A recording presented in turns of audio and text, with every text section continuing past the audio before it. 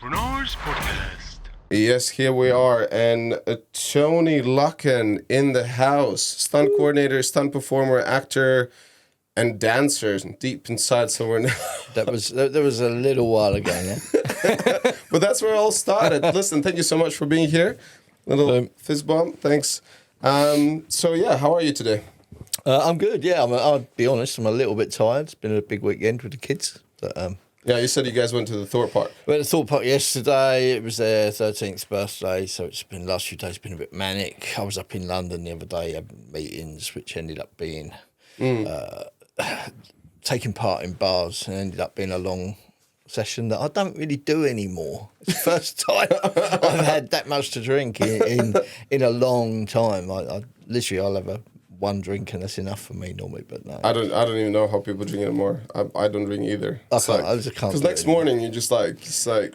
That night I was struggling. My son had to come and get me because I missed the last train. I can only get so far. I was like, Ben, can you come get me? Thankfully he did. Just standing there by yourself. Yeah. With the Thorpe Park, did you do the rides? I did a few, but yeah. Which ones do you remember? I did Colossus. Yeah. And then I think that was the biggest. That was the biggest one I did, and I used to love them growing up. What happened? They just make me want to throw up now. Really? Yeah. No, I still enjoy them. I don't have the stomach for it now. It's like, if you're paying me, I'll do anything. But to actually do it as a pleasure thing, it's like, kids, I brought you here. Go. So I did some, we went on the Ghost Train, which was a bit of fun. So no ride. As such, more role-playing cool thing. I think my favorite was, and we were crazy about the Saw. The Saw was which goes like really up and then drops down. Yeah, that was the second one. But after doing Colossus, I went, I think if I do another one straight away, I'll probably throw up. So, so I didn't. So I watched that one, and then I was going to do Swarm at the end of the day, and we got there, and the kids were off, and I was like, I should do it. And then Emma said to me, she said, should we get a cup of tea? And I went, yeah. So that's kind of where I am now. Yeah, it's rock and roll. No, I'm going for a cup of tea. That's all right. That's all right. Listen, yeah, like with the time, I think we change our priorities. That's totally fine. Well, I got the wrong side of 30. Oh, which is that? 25. I can't count anymore. Okay, so listen again. Thank you so much for coming over, for having this chat. And it's been a while. I tried to get you on for a while now, but you're a busy man. And now, since we have the strikes and all that going on, it's kind of the silver lining is we have a little bit more free time. That is true. It's a silver lining, if you want to call it that. But let's get these strikes out of the way and get back to work. I get very itchy feet. I like to be working. Yeah. I think, and I find myself as well. I think stunt people, they struggle with like, okay, what do we do now? We have all this free time. What do we do now? Because we like almost lose the sense of purpose. Well, do you know what? It was nice when I finished Mary and George, which you came on. Yeah. I finished perfectly for me. Kids breaking up from school. We went on holiday, so it was nice to take a bit of time out anyway, which I'd sort of planned to do. Kids just gone back to school this week, so. I'm done with it now. Time to go back to work. Yeah. And there's things coming in, but it's all the industry has shrunk massively at the moment. So, yeah. So, what do you think? What's going to happen with the? Some people say it should be back in January or whatever. You know, it would be guesswork. I'm only going on what I hear. I hear January. I've heard March. I've heard. Obviously, it's not good. The longer it goes, the harder it's going to be for people to survive, especially with the way it is at the moment. Yeah. Interest rates gone through the roof, so anyone with mortgages is going to be struggling. Yeah. So, let's just get it sorted and get back to work. Yeah, I hope that's going to get sorted. That's true. Yeah. But in the same time, it's, again, silver lining. It's always great to focus on some other things what we're passionate about.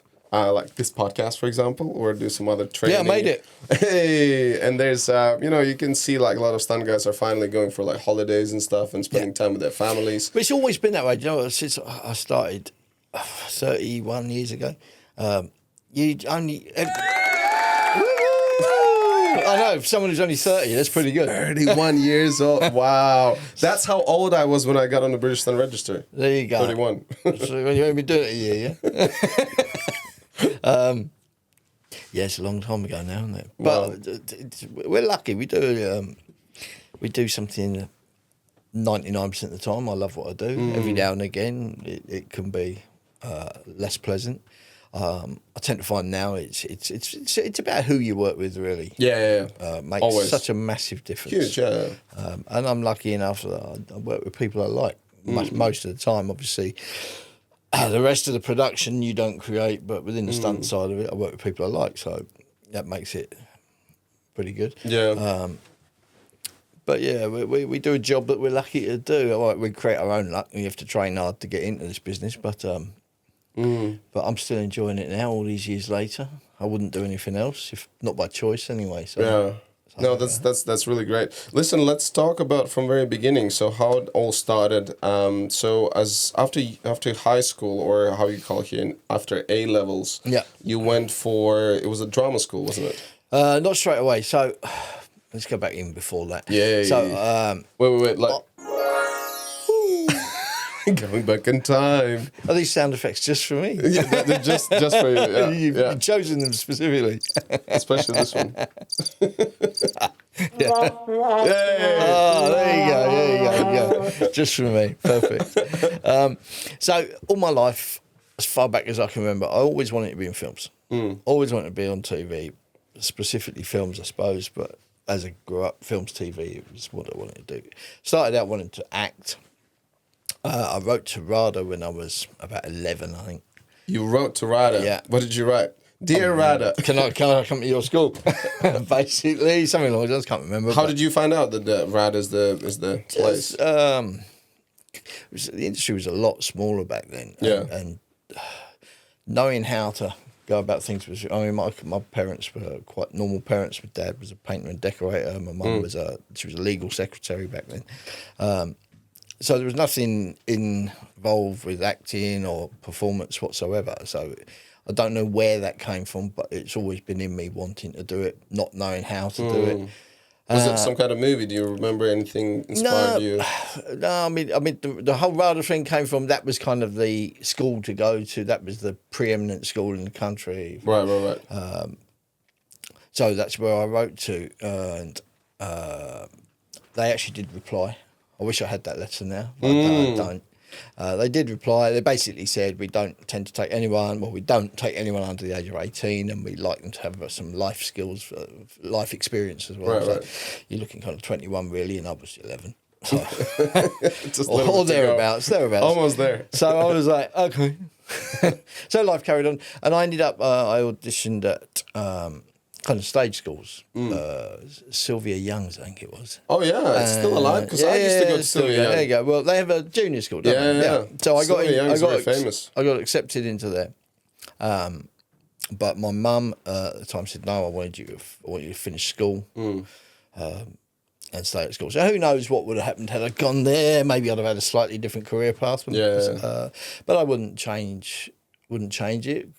I'm happy with where I ended up. So these things happen for a reason. And ultimately, I've always been very physical. Even as a kid, I was always the one climbing to the tops of the trees, jumping from tree to tree. I was always the one falling over, falling out of the trees. Yeah. And I used to bounce quite well back then. So I've apologised to my mum since I've had kids. Yeah. Now I understand what you must have gone through. Do you remember as a kid, did you get any injuries? Like, did you get like nothing major. I had a double hernia when I was a kid, where apparently I got smashed in the that's definitely nothing major. Double hernia, like, oh, whatever. Just a scratch. A friend of mine was sword fighting, and he hit me square in the privates with a big lump of wood. Next thing I knew, I had a double hernia. Oh wow! But I was only. I was probably 4. You were 4 when you got the yeah, because double when hernia. I went to start school, when we start school at 5, and I'm like one of the youngest in the year, because my birthday's in August. So I would have been 4, because when they started school in September, I would have just been 5.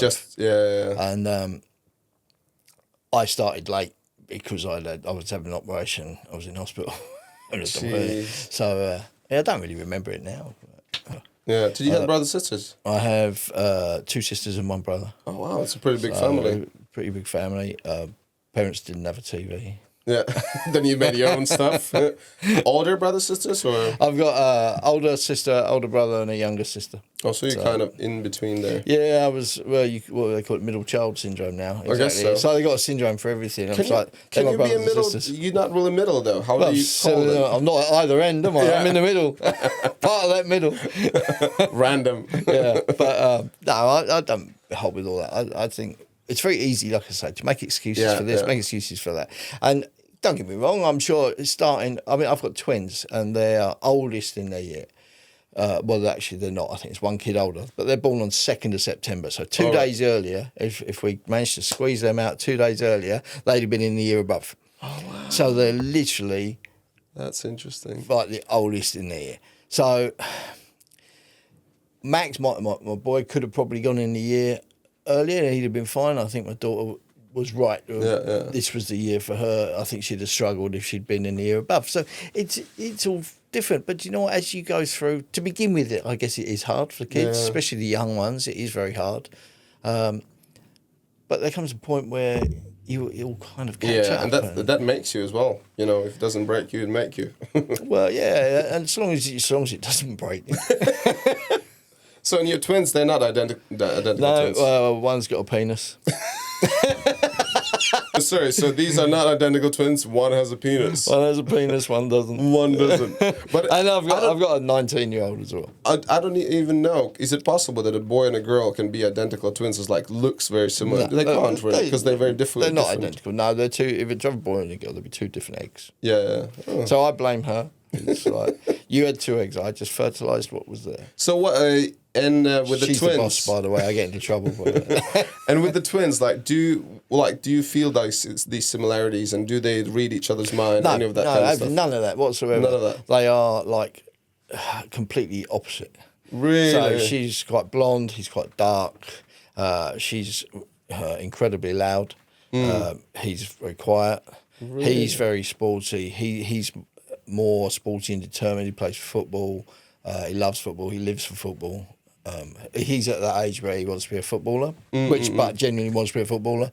And if that doesn't work, he wants to be a stuntman. Yeah. Maddie would be Maddie would be an actress or a dog walker. I think was one of hers. And yeah, I'm very much like I'll encourage my kids to do whatever they want to do, but I won't push them. I'm not pushy, but I give them the opportunity. Yeah. So if they want to do it, but equally, I've never liked thinking people that start something and give up. If you're going to try this, you give it your utmost. Yeah. You don't just start it and a month later when you're bored of it now, I want to do something else. You keep going and then once you've given it a fair crack, then we'll have a conversation. Yeah, and see it through. Okay, we kind of got sidetracked from your upbringings, and so we got into you were 4 years old when you get double hernia, smashed by the wood. Yeah, so I was always very active, and I was, years later. So when I became stuntman, so I'm jumping now, but I will go back, I promise. Yeah. So this is something that I kind of think epitomises me. So all the people that knew me when I grew up liked me or didn't like me, it didn't matter. But no one has ever been surprised by the fact I became a stuntman. Now, bearing in mind, becoming a stuntman back then wasn't really an accessible career. You didn't know how to go about it. It's not like now where everything's on the internet and it's everything's out there. Whatever it is, everything's out there nowadays. It wasn't back then. And the fact that I became a stuntman, you would think people would have gone, "Oh wow," but no one. Everyone was like, "Hey, answer that." And I don't know why, because I've never really considered myself to be a daredevil. Yeah. I still don't. I think the two are very different things. I'm a professional. I provide and create stunts for production. So it's not about what I want. I give them what they want to tell their story. Whereas daredevils, I kind of think it's a very insular thing. It's about themselves, about trying to prove to themselves whatever it may be. It's not about doing it for someone else, they're doing it for themselves. It's like a jackass concept. They are daredevils. Well, I suppose they're doing it for money as well. But they started it as just like... Yeah, a bunch of lads doing stupid things. Yeah, exactly. Lads being lads. Some of it's very funny. Yeah. Some of it I do go, ooh. Oh. But yeah, so that side of it's always obviously been in me. And I didn't I didn't discover it until a lot later in my life. So to begin with, it was looking at, I always wanted to be in films. I see Clint Eastwood and the old cowboys my dad used to watch. He used to love all those, hence The Good, Bad and the Ugly. So I used to watch all those, and I guess that sort of inspired me into wanting to be films. Everyone wanted to be as cool as Clint Eastwood. I don't think anyone's ever done it. Yeah, he's still alive. I know, and still as cool as him. Yeah, it's crazy. I just recently saw some video where they were passing out. It was Elena DeGeneres was interviewed by this guy, and by actually, oh no, what's his famous late night show, what's his name? Late night show guy, Letterman. So Letterman now since he walked away from that late night show, so he has his own show, and like the Netflix did the series, and those series are amazing. Like literally shout out, like he did like Ryan Reynolds and some other celebrities, and he did with Ellen DeGeneres, and they were just going through the studio area, and Ellen says, "Oh, let's go say hi to Clint." He's like, "What?" "Yeah, let's go. He's just here."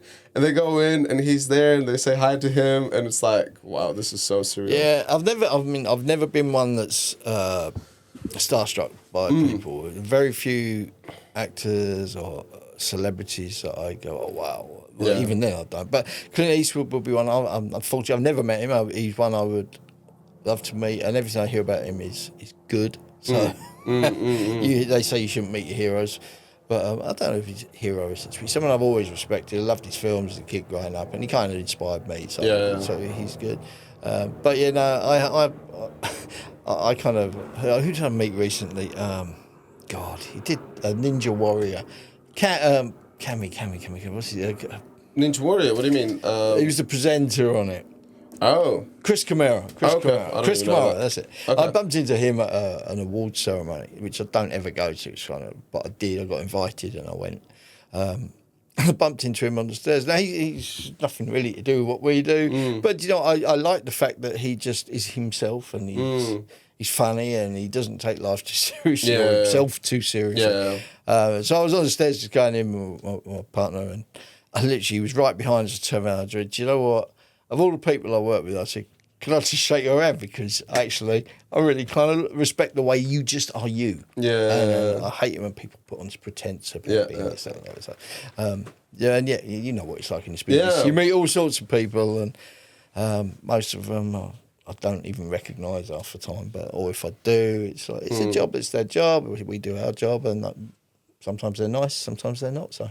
100%. And the biggest one is about, do we actually see the true colors, in the sense of like they can put on their face game or whatever, and then the whole time they can be but that's the worrying thing, isn't it? We all know what it's like behind the scenes, and when they're on camera, it's all lovely. Look at and then the camera goes off, and they turn into, it's like Dr. Jekyll and Mr. Hyde. Exactly. And no one needs that. And do you know what? I think that's getting harder to do though, because the modern day of social media. And cameras are everywhere. You can't hide. Yeah, that's true.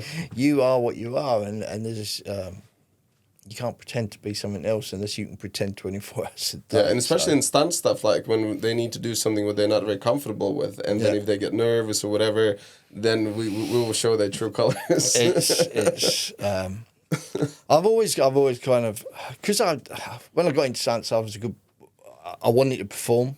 I never set out to be a stunt coordinator or an action director or anything like that. Don't get me wrong, it's a different challenge and I love that. But I always was a performer at heart. I came from a performance background. I went into dancing, which we'll probably get to, I'm sure. Acting and a bit of singing and musical theatre. And then basically I trained to get on the stunt, so I got on and performing. And all of a sudden it felt like that was me. I found my place in the industry that felt right. Everything kind of slotted together. I still got to perform, I got to act, and I've always been very physical, so I couldn't imagine what it'd be like. And I feel sorry for actors, that because they must be ones like that out there. They want to act, and then they get told, "We'll bring in the stunt double for that," and they'll be like, "Well, I want to do it." That would have been me. I can't imagine someone else take over for me and do that. So it kind of found my place in the industry, I think, and never look back. I enjoy it. Still enjoy it all these years later. For 31 years now. 31, yeah. Hey. Okay. Anyways, we skipped the dancing part. Like, how did you get in the performers? What was the school? So You did Sylvia Young. No, yeah. I didn't You actually go to for it, Sylvia yeah. Young in the end. She wouldn't let my Mum said no. No. Yeah, you need to You're go going to to school. stay at school and get an education. So I went through school. I went to grammar school. Never kind of really gelled. My brother went to the same grammar school as me. He was like the model student, lovely, did really well. I turned up. I want to be in films. Who's this idiot? And that's kind of how it went. So I wasn't really respected for what I wanted to do. So I kind of rebelled. I think a rebellious side is in me anyway. So, yeah, I went through school, didn't do as well as I probably should have done at the time. So then I went to college and redid all my exams at college, and I was still drifting through. Yeah. Joined the Royal Marines Reserves because I didn't know where I was going. I was thinking about going into the regs, but I thought, you know what, I'll join the reserves first, see what it's like, because there was these programs about the Marines on TV at the moment. So, Right. So I thought, that'll do. Because I was a real fitness freak back then. Yeah. Hard to believe now. And then, so anyway, so at college, I did theatre studies at college as one of my A-levels, and dance was a new subject when I did it. I think it was brand new. So I was one of the first students that did dance at O-level as they were back then, GCSEs as they are now. And I did that. And that performance side, I loved it. And I always looked at dance. It was my kind of introduction to dancing was contemporary dance. And I don't know if you ever watched any contemporary dance. I used to do contemporary dance. Right, okay. So I used to do ballroom dancing, hip-hop, and contemporary was one of them. Yeah. So you know what? So contemporary dance to me, there was nothing effeminate about it whatsoever. These were athletes. Yeah. Like London Contemporary Dance Theatre. One of the dances it was done by London Contemporary Dance Theatre, which was Troy Game. It's been done by other companies. And Ghost Dances, which I love, which was Ballet Rombay, which phenomenal dance company.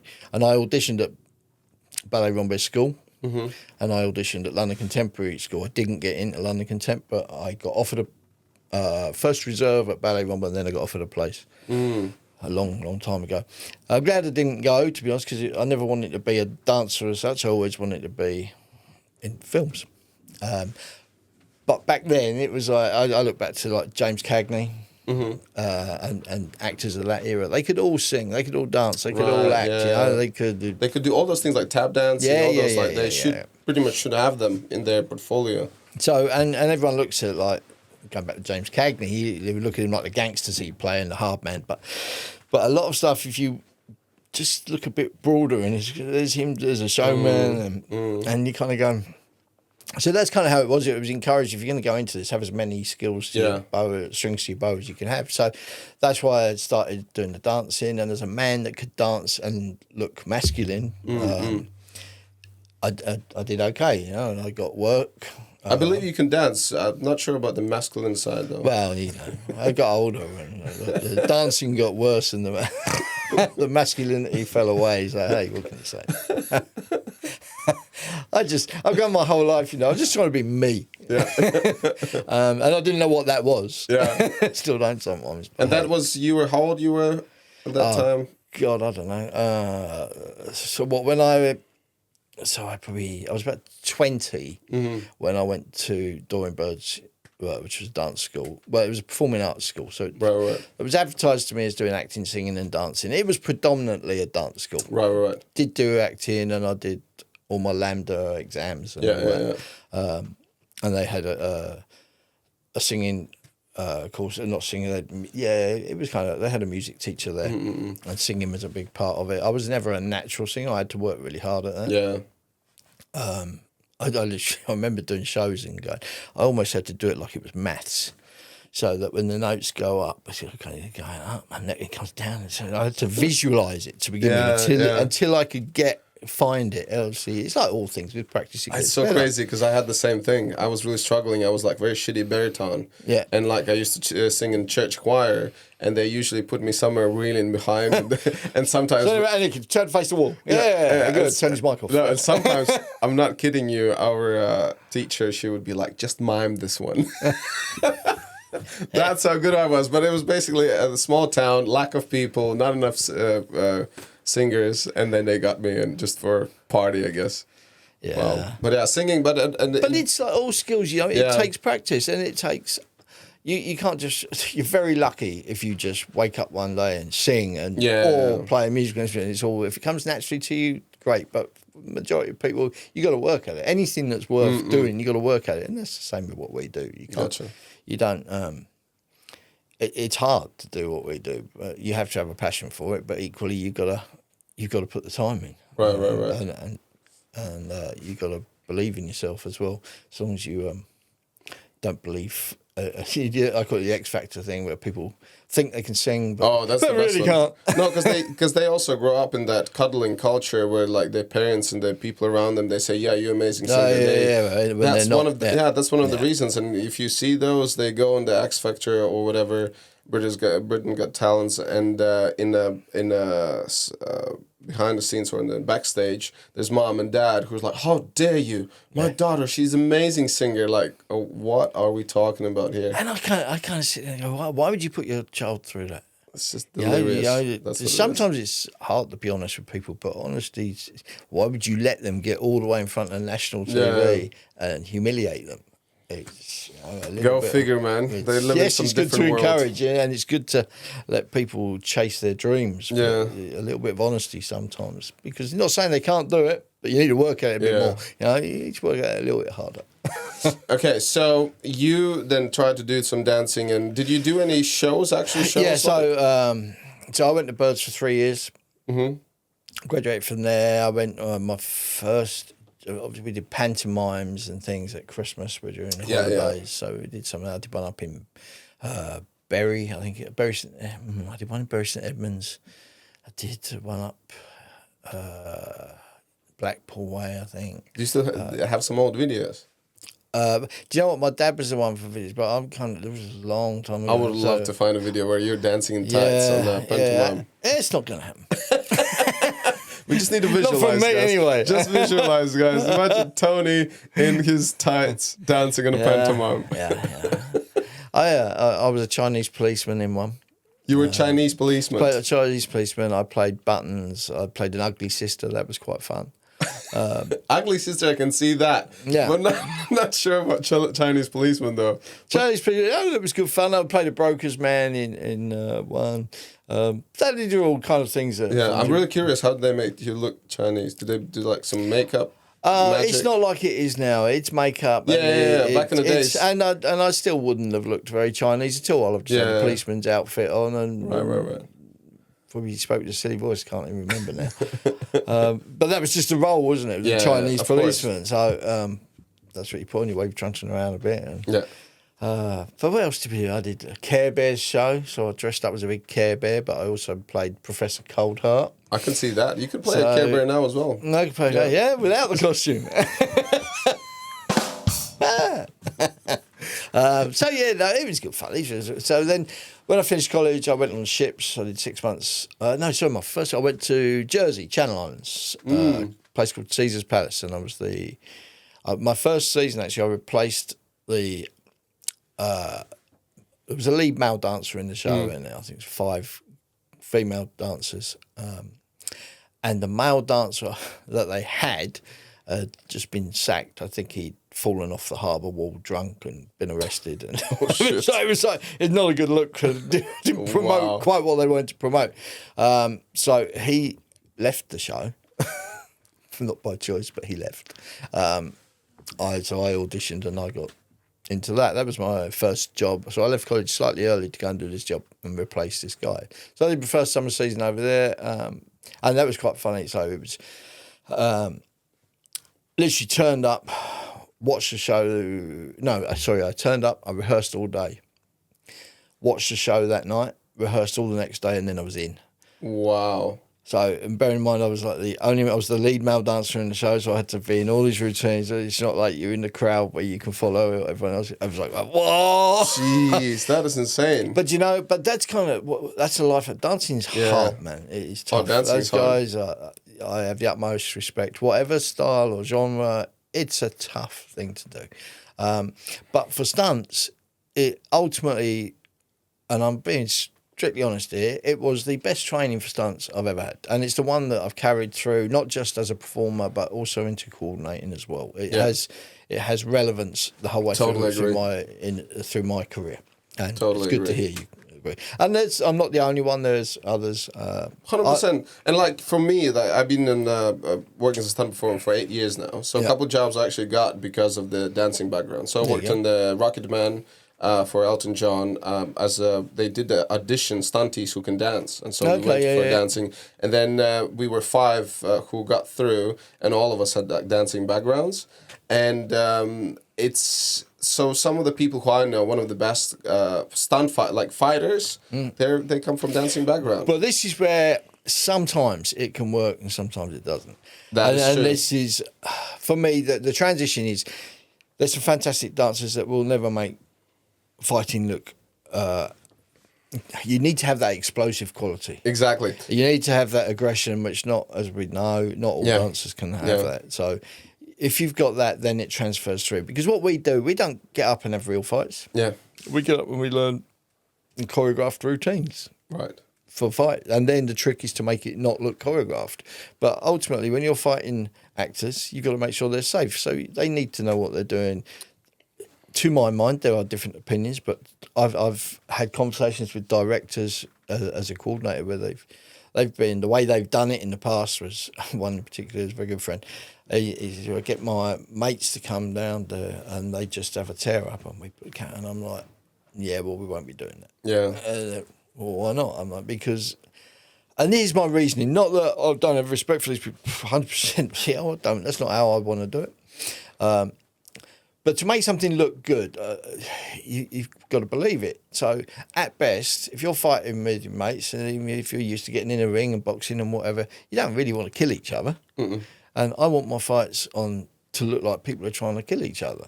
So the only way to do that is to choreograph it, so you know what you're doing, so you can make it safe, so you can make the actors are safe and put them in there. Use the camera angles, make sure that they then don't make it look like a choreographed routine. Mm-hmm. So to me, that's the secret. Choreograph it, so you know what you're doing, and then the skill is to make it look like it's not choreographed. Yeah. And that's the trick. So coming from the dance side of it, obviously learning routines, which is what we do all the time, was so easy. Especially back then, because I was used to learning routines all the time. That's what we did. So you turn up on set and you doing a fight. Yeah. So I'd learn it in no time at all, and I'd see people struggling. And I'm like, what? One thing what I want to add to this, when I agree that dancers could transition to stunt performers, and we have quite a lot of them in the industry. Yeah, there's a lot more. And the problem is when dancers do fight like dancers as well. Yes. So it's like that's why I say it doesn't work for everyone. Moves. So in my opinion, the best way to do it, that you have to go do the at least basics of martial arts, so understand how the boxing works, understand 100%. how kickboxing works, to do all that. Yeah. And it's funny enough, like I never really thought about it to right now. It crossed my mind before, but when I was dancing, ballroom dancing and hip hop, I was also doing karate at the same time. Yeah. And I remember that one time when I was performing as a hip hop dancer, I was using karate katas, the speed and like how we finish the moves. And I got like first place in this championship, whatever. And the dancers were like, "You have a very weird way you dance." And I was like, "Yeah," because I kind of put like katas in like these sharp endings, and then you can kind of put them together. But going back to that, yeah, it's 100% that dancers have to get the martial arts stuff and then put them together. You can't have just a dancer learn like only basic of kicking or punching and then put it together. That's exactly. Tough. You need to blend the two. What it gives you is coordination. It gives you flexibility, and it gives you a brain that can learn stuff. Karate, yes, they have kata and stuff. I was never. My kids all do karate, and I have respect for it as a discipline. But the kata really is almost learning the dance again. Yeah, That's exactly. what it is. Yeah, the same like forms with kung fu and wushu. Yeah, it's very similar concept. And I kind of. I grew up. Black belts were not very common. Like they are now. They're everywhere. But it was hard. If you met a black belt, you had respect for them because it was. They can't even they can't, like Kyokushinkai. They can't teach that how they used to teach it. Because they being caught for abuse. You're not allowed to It was treat people like that anymore. Brutal. Yeah, it was very brutal. But you learn that something brutal here. Go to Japan or China and do what they do over there. Yeah.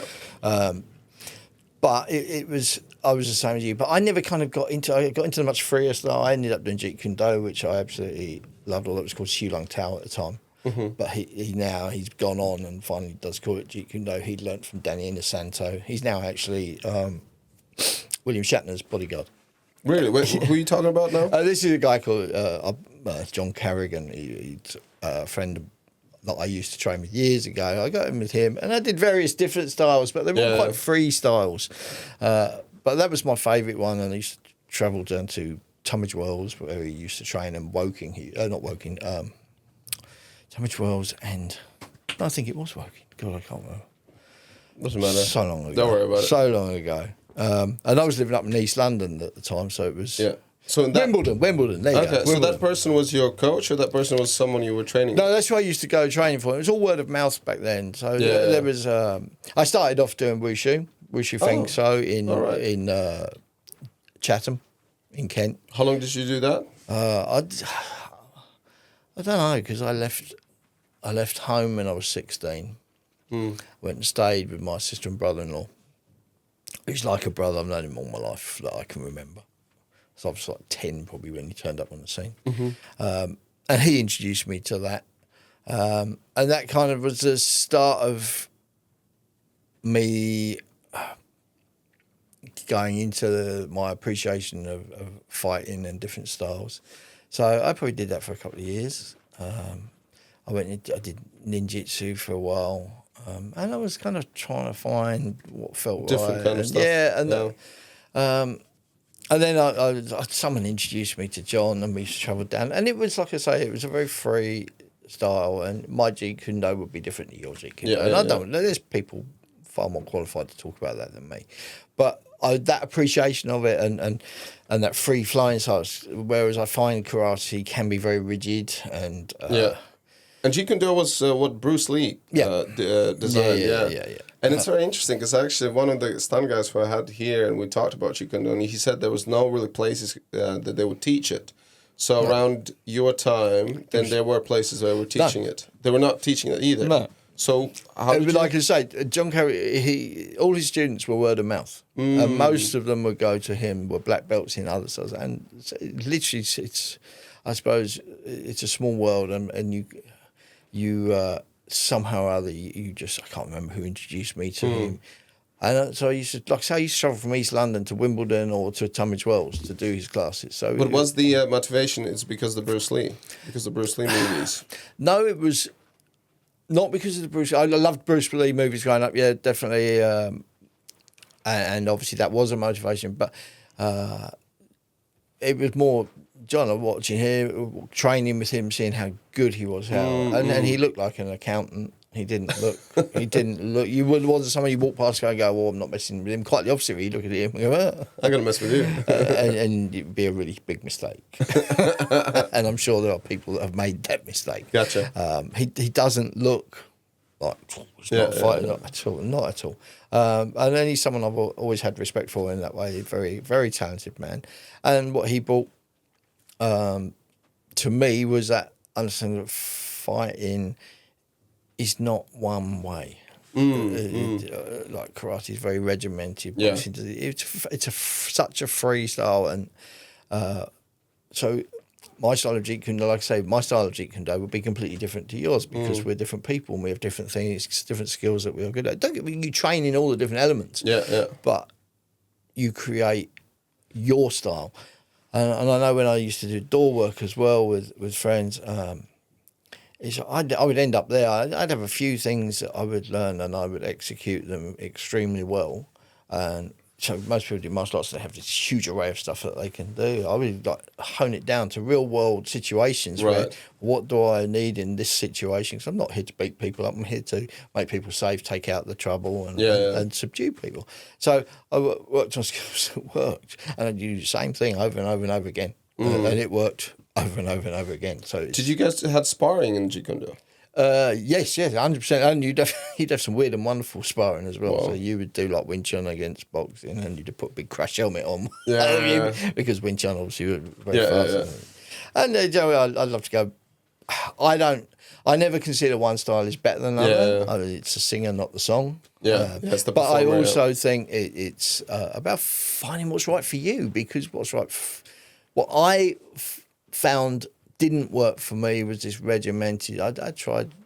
I did taekwondo for a while, and it was the same problems. It just didn't agree with me, and I just spent my whole time looking because I wasn't 100% satisfied with it for me. Obviously, we all know people that have excelled it, and they're fantastic martial artists and fantastic fighters, and probably kick my ass all over the street. But ultimately, it wasn't right for me. So eventually, when I found Jeet Kune Do, it was right for me. And I. Of all the things I did, I enjoyed it the most. It was the most challenging because it's the vast array of stuff to learn. And the one thing I found from martial arts is that the better I got and the more I knew, the more I realised I didn't know. The less you know. And so you learn humility through that. Yeah, the levels of awareness. Literally, whereas you go do kickboxing, and I've done kickboxing, and I enjoy kickboxing, I enjoy the physicality of it. And you get in there and you think, I'm getting quite good now, I'm getting quite tough. But you're getting quite tough at one real slice of the pie. And then you go and mess with someone who does something a little bit different. Like grappling. And you suddenly find I'm out of my comfort zone now. Did you ever get in grappling? Not to the degree. The grappling is kind of a more, judo's been around a long time, obviously. Jiu-jitsu's Japanese jiu-jitsu was more the thing back then. And that was obviously BJJ, Brazilian jiu-jitsu. And that's kind of been, I suppose, with MMA, BJJ has become forward. It's the thing. And I've got the utmost respect for it, and I wish my body were strong enough to be able to withstand all that manipulation. But obviously, I've had one back operation. I've got 2 calcified vertebrae at the top of my neck. We're going to talk about those later. I don't like to overjump to them, but the shoulders that have been dislocated, and which is just years of doing what we do.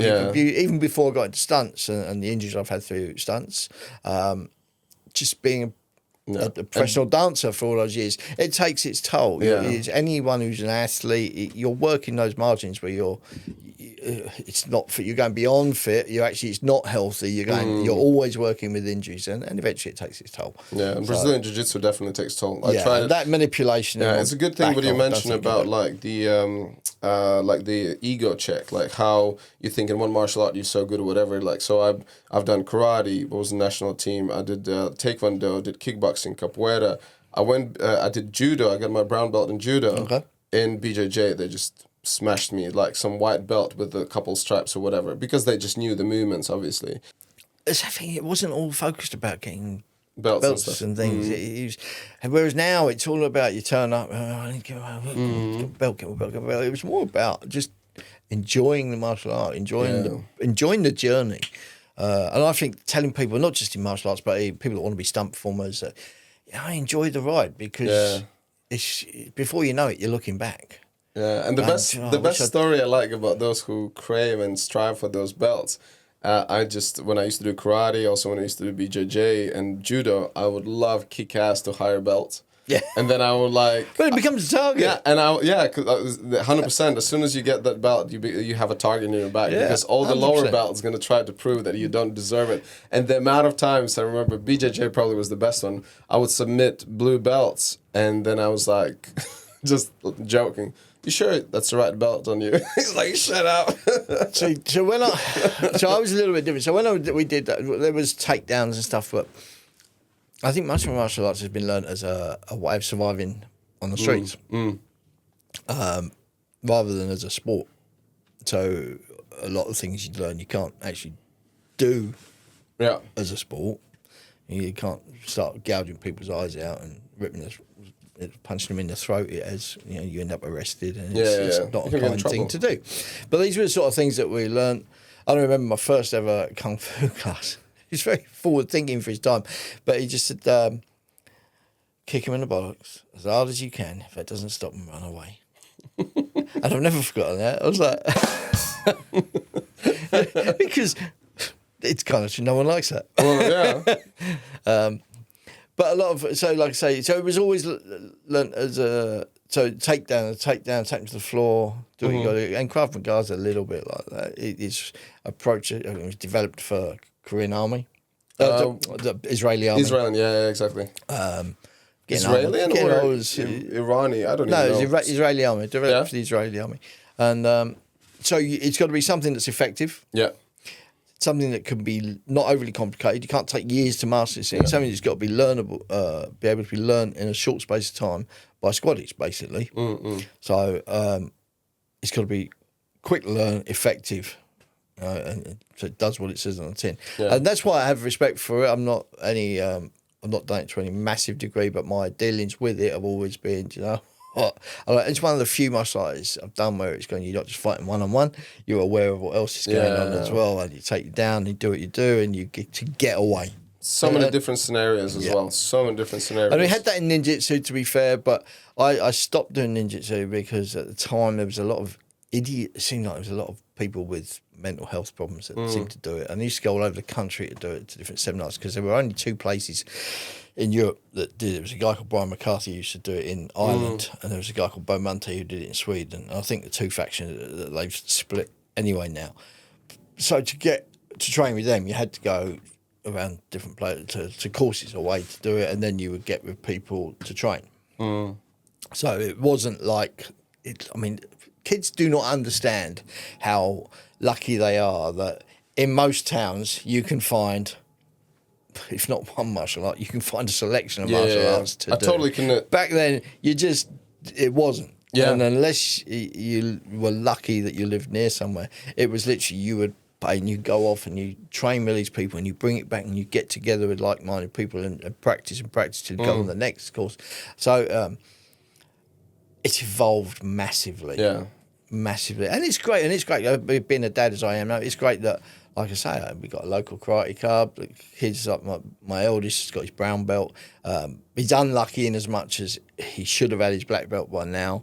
But then COVID came along, shut everything down, and now he's off at uni, so he didn't get to black. He may go back to it, but obviously he's at uni now, just starting his second year, so who knows. But the twins are doing it as well. And it's great as a confidence thing for them. My daughter, I love her dearly. She enjoyed the karate, but she didn't enjoy the sparring. Both my boys love the fighting side of it. They're like chip off the block from me. They love all that.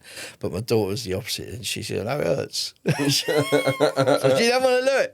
I was like, "Oh my God, okay." So I was like, "Well, there comes a point where you have to spar as part of your grading." Yeah. And she's gone past that point now.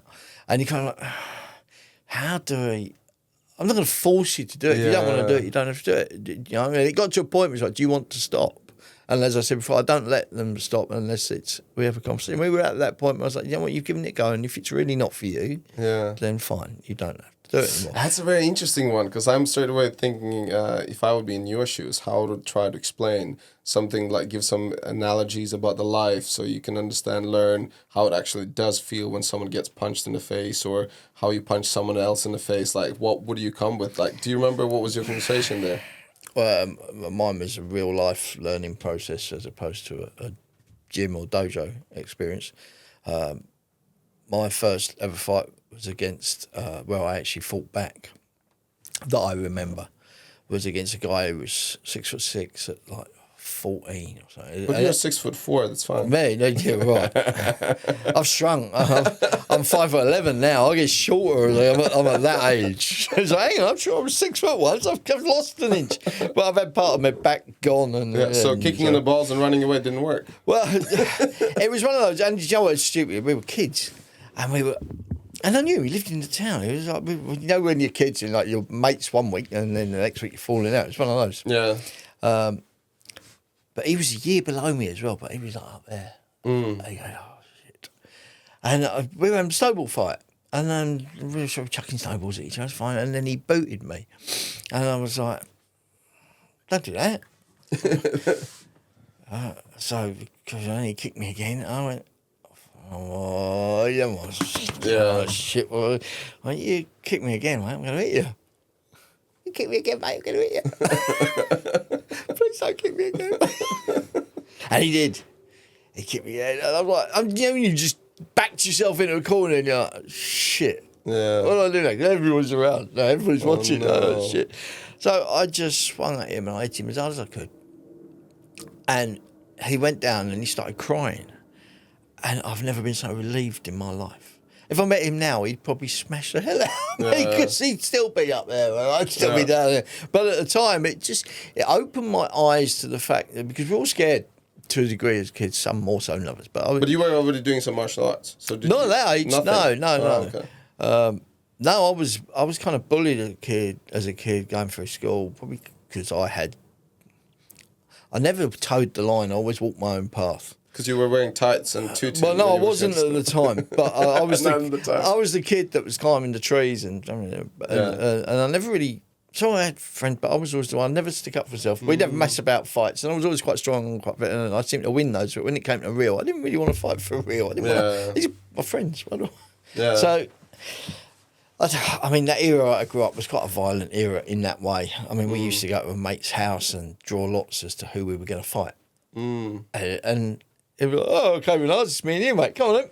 And we'd punch the hell out of each other. And it's like, I never quite understood it. Especially to look back at it, I still don't understand it. Well, but that was what we did for entertainment. Yeah, because this is also like we as evolving little people, we're full with like all these, not steroids, what is it called then?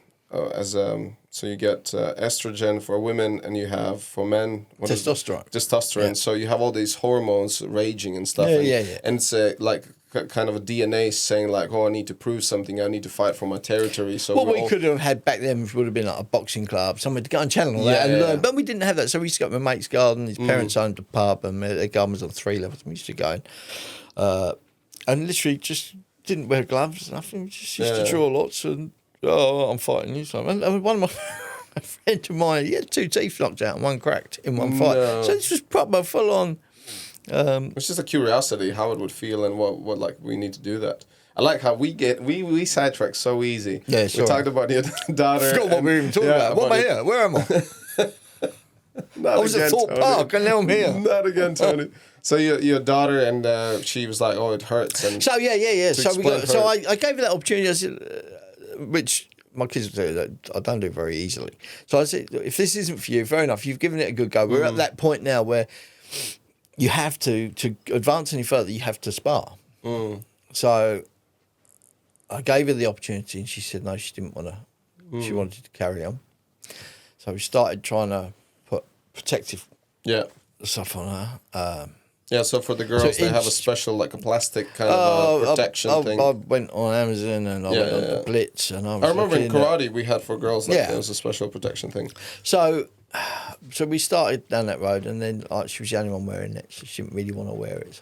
So thankfully, it's a really family-friendly club. So they were good with her and probably my twin son's probably the least friendly to her, so he's Max, stop it. But gradually she's come through that, and she had her first grading where she had to spar in a grading, and she won all her fights. And so I was really chuffed for her. I was really proud of her because that was a big challenge for her. And so, like I said, both my boys are very phenomenal. They don't see, if they're scared of anything, they never tell you. Not saying they aren't, but if they are, they wouldn't tell you. So they will do it anyway. Whereas she's very much wears a heart on her sleeve, and she's what it is. And I always tell the boys, or anyone that will listen, really, there's nothing brave in doing something you're not scared of. I have far more respect for people that overcome those fears and still achieve, because that's true bravery. And, you know, it's any old idiot can do something that doesn't bother them. 100%. Okay, let's have a little break. Renars podcast. And we're back. I'm not. I am. Yeah, here you are. Okay, you are like the one of the greatest sidetrackers. I love it. We start one little theme, like we go somewhere else. Because I'm getting old and my memory doesn't work as well as it used to, so I'm off and then I forget where I started. I love it how you previously said humans are just love to make excuses. yeah. See, there's my excuse. There you go. But I'm not apologising for it. Just do it. Go where I go. Exactly. It's your job to get me back on track. Exactly. I'm just not doing my job properly. That's it. Second half is going to be serious. It's going to go straight to the business. So don't do serious. We went about you performing as a dancer and doing that stuff. So how many years did you perform? And it sounded like you didn't even graduate at the college, or you did graduate. Oh, no, I did. Oh, yeah, no, you did. I did my 3 years, yeah. At the end of my third year, I went off. You went off. off. And that was kind of, obviously I didn't know at the time, that was the norm. So as you get into third year, it's about preparing you for work, and as work comes in, you manage to...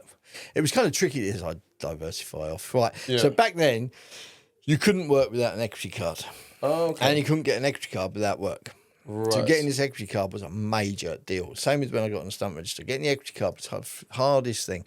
Getting the sports was one thing, but that's about dedication, time, and putting the effort in.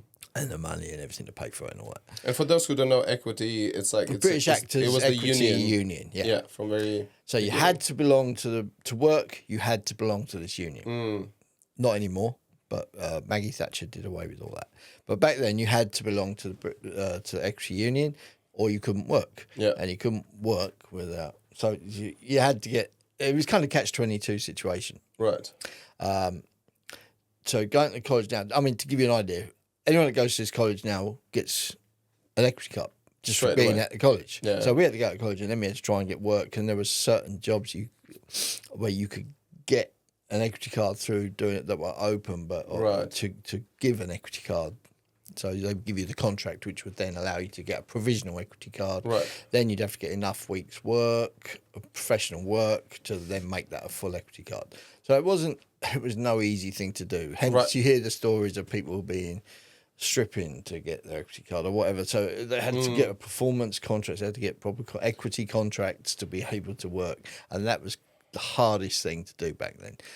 So in my third year, this opportunity came up where the guy had, like I said, fell off the harbour wall drunk and lost the job. They needed someone. I ended up auditioning for it and got the job, and that got me my equity card. Right, and when you get your equity card, that's it. You got it, and then... You get your provisional until you've done enough weeks' work, and then Okay. you get upgrades to a full member. Once you've got it, you've got it. So basically, equity card is kind of shows that you're professional. You've done your actual work, and you have you're a proofs professional for performer. like the contracts and all that stuff. It's very different to now. And like I say, back then you had to have this to work in this, other than these jobs where you could achieve it, but they were few and far between. So that was the hardest bit. Right.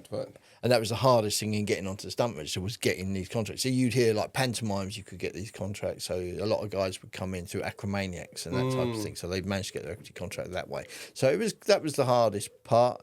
And then that's how I got mine through that. Sweet. I don't know where we started this conversation. So. Now the big question. So where did you find out about BSR? Was the BSR at the time, and how did that I was happen? working in Jersey on mice. I did 3 seasons over there, and it would be like a summer season, so I'd be over there. And in my second season, I think it was, someone came over, got to know them, and they were training to get on the stunt register. That was my introduction to it. Up until then, I hadn't thought about being a stuntman, because why would you? It's not really an accessible career. Right, and you were around 23? No, so when I went there, I would have been about 24. 24. 23, 24, yeah. Mm-hmm. When I met this chap. And that was when I started my... It was literally like it was an island. I sort of laughed and went, yeah, right. And they went, no, seriously, that's what I'm training for. That introduced me to it. So then I thought, yeah, that's a bit of me. So I started training. I was already quite physical. I'd already done. My brother was a mountaineer, and I'd done a lot of climbing through him. Yeah. Done martial arts, and so it then introduced me. So then it was a case of finding out what was required, and so I was literally like, I was getting up in the mornings. I was cleaning the theatre where we did the show to get money. Then I'd go training, whether it be scuba diving, trampolining, fencing. 3 I was doing whilst I was there. And then I would wash up in a bar up until I did the show, and then I'd do the show at night in the evenings. So I had 3 jobs to pay for it all, but it was just every day was constantly. So it was. That's great that you were busy and. But this is why I kind of go like, guys go, oh, it's so hard, it's so hard. Yeah, it's always been hard. Don't get me wrong. The standards that they have set are incredibly high. But it's always been difficult, and you've always had to be motivated, and funding it has always been the issue. Yeah, that yeah. it is finding out how do you pay for all this. So literally, I had 3 jobs on the go to pay for it, and just washing it up. Nothing glamorous, cleaning, washing up, and then doing the show. Yeah. But you do what you got to do to That's do what you part to of get where you got to get to. Parts of paying your dues, and then you can look back and say, yeah, I worked for it, and I got it. Instead of like, I hear some stunt guys, whatever, like they get some money saved up, or parents give them money and they're like, oh, I'm going to do Raleigh driving and just $8,000 I just put down. It's like, yeah, and I would go for... They still got to do the training, but it makes it a lot more accessible for them. So. Okay, and then how long it took you to qualify? I got on stunt register in 1992. 1992, so the training, how so long I had a good solid year, 2 years training. But like I say, already... Yeah, you already had a lot of skills stuff, before that. Yeah. So it was kind of upgrading and learning new ones. Gotcha. And through the dancing, I had the coordination and skills that transferred to like trampolining and things. So that helped. Obviously, if you turn up and you got 2 left feet, it's a lot harder. Yeah. So it's like. Swimming, I learned to swim when I was younger. I was never a natural swimmer. I learned to swim through willpower. I never had lessons as a kid. So. I'm very natural in drowning. I know that. So it's one of the reasons why I was so keen for all my kids to learn to swim. And that's one of the reasons why Ben very much so, because up until COVID came along, well, my kids were all in the pool every week. Less so now. We've never really gone back to it, but he was swimming like masses. He did, I don't know if you know, he went on an expedition to Greenland through the school, 3-week expedition across glaciers in Greenland. Is that your oldest son? That's my oldest son. It was something he had to apply for, and he had to he did a presentation as to what he wanted to get out of it, what he wanted to achieve. And they had to raise the money to go there. So they had to pay for it themselves. So it was quite a big thing. And for us as parents, it was quite scary because... 2012, there was a polar bear attack on one of these things, and a child got killed tragically. So, especially in this day and age, the ice caps melting more, polar bears are coming into more interaction. It was like, and the whole 3 weeks he's away, we had no contact with him. Wow. So it was quite. They had to literally carry drag to begin with, and carry all their equipment with them. Oh wow. So there was only 11 students who went on it, and a couple of guides went with them. I think it was 14 in total, 14-person team. And they had to do 24-hour-a-day polar bear watch. And I didn't realise at the time, but I remember going on a talk, and I was like, what, really? So they'd have one person would be up on guard. And you go, what if they fall asleep? They went, well, what actually tends to happen is that if you have 2, they stop focusing. So, because they start chatting and not keeping an eye out for what's out there. Oh, that's interesting. So you have one person to keep an eye out while you have a sleep, and they take it. So 24 hours a day, someone had to be up keeping an eye out. As long as that one person doesn't fall asleep. Exactly. But you kind of trust. My argument was with them because they had armed the guys would have guns with them, and obviously one of them would be a teacher that would go with him. I said, it's okay. They're going along to basically do shooting practice and what have you. And so I remember questioning him at the time. I was going, I'm not being funny. I said, so what level of practice do they have with this? Because it's one thing to go to fire a gun at a rifle range. Yeah, of course. But it's another to have the wherewithal, the confidence, the discipline to pull that weapon and fire it when you've got a polar bear charging at you. Yeah, Jesus. That's a whole different skill set. Kicking the balls and run away. It's like, whoa! Okay, I'm on the range. There's nothing coming at me. And that's I used to see it on the doors. You get we used to call them shirt fillers. But you put them on the dojo, you put them on the mat, or in a ring as a sport, they'd tie up knots. Great. Some of them would be really good, but when it came to for real, where are they gone? Jeez. To disappear, because that's a whole different skill set. Yeah, and what was the name of that? The whole event. What was it called? So your son, he would go on that. This was an expedition. It was done through the school, so it was an Arctic expedition. Right. And he's lucky he went to a school that offered these chances. And they had 4 of them on go. One was an Arctic one was to Kurdistan or something, I think it was. And I'd say they were fantastic, once in a lifetime opportunities. Yeah, and how old was he then at the time? So he was just 14 when he did his sponsored swim to raise the money. Yeah. So he did a sponsored swim, which he swam. He did a 10,000 metre swim as a building up to it. Just in a pool. In a pool. Yeah. He was 14 at the time. 13 when he did 10,000 metres. Mm-hmm. Just 14 when he did the equivalent of the channel swim, so 23.5 miles. Yeah. 37,600 metres, I think it was. Over 5 consecutive. He did that over 5 consecutive days. So he wasn't allowed to stop. If he wanted to have a drink, he'd have to tread water. He wasn't allowed to. So it was all that. And it was all judged by his swimming teacher. So we were there counting the lengths. And he was literally just 14 when he did that. Oh, wow. And that was was his way of getting people to sponsor him to go on this expedition, because it was like, he remember he asked the teacher for money towards this expedition. She said, well, what are you going to do for it?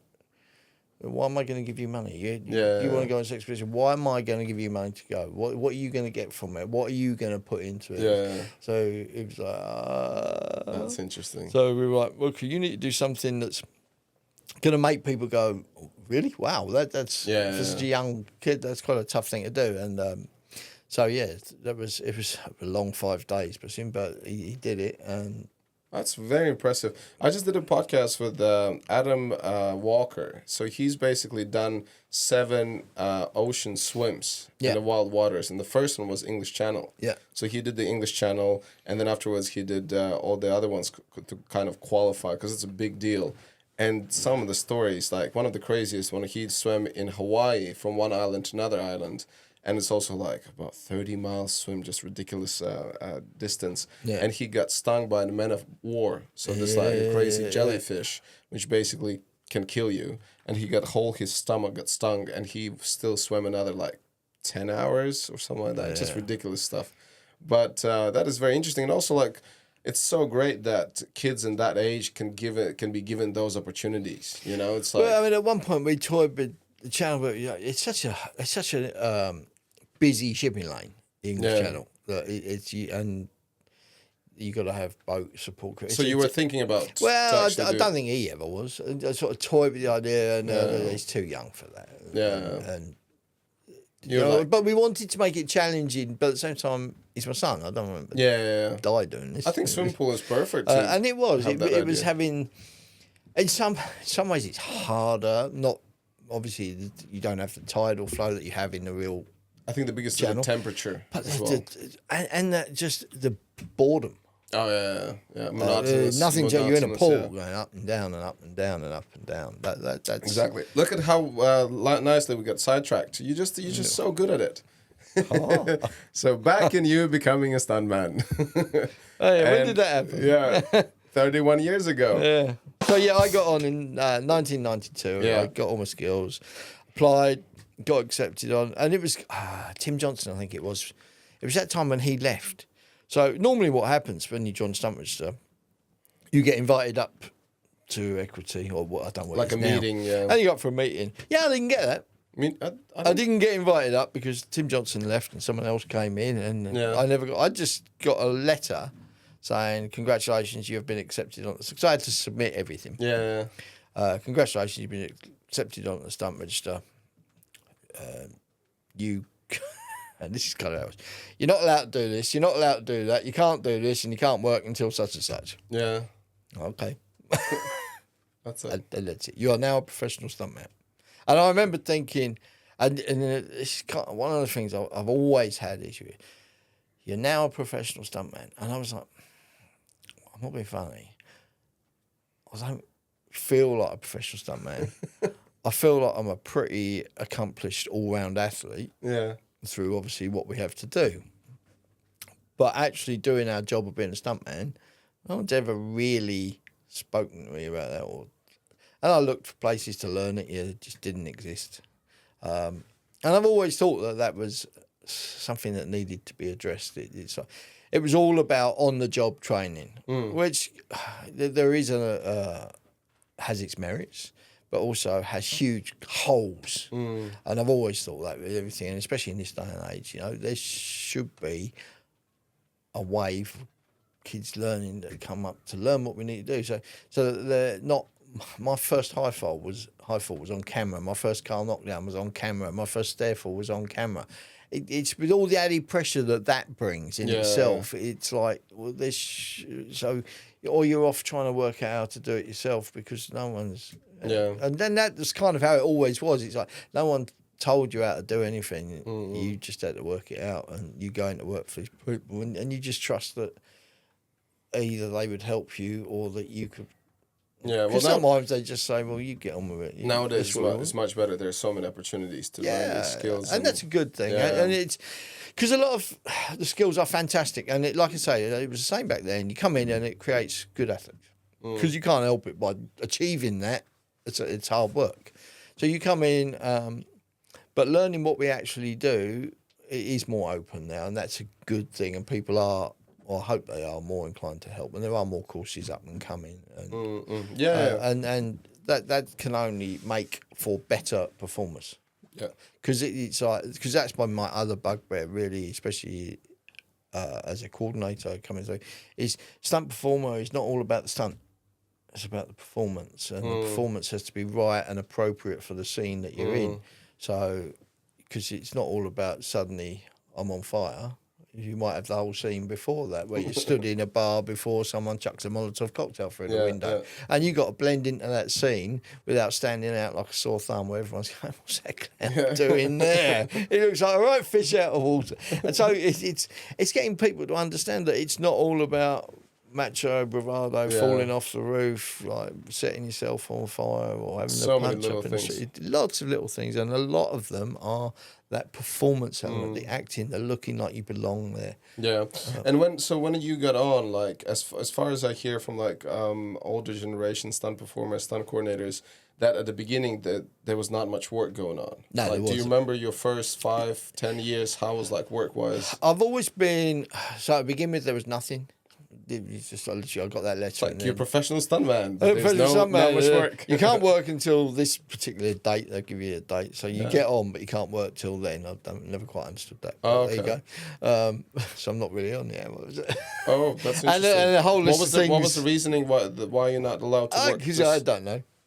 Still don't know to this yet. I don't know. It stopped another person taking work away, I guess. Okay. There wasn't much work, but it's not like now you've got all these live streaming channels. So well, not right now we don't.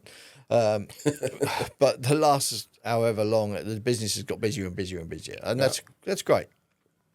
However, back then it wasn't. You had like BBC One, ITV, BBC Two, Channel 4. I don't think we had Channel 5 back then. I'm not sure when that came in. Possibly, but you had a maximum of like 5 channels. Yeah, that's it. Do you remember your very first stunt job? I think my first one was on Judge Dredd. I think, and that was probably 94. So no, I must have done a couple of little things before that.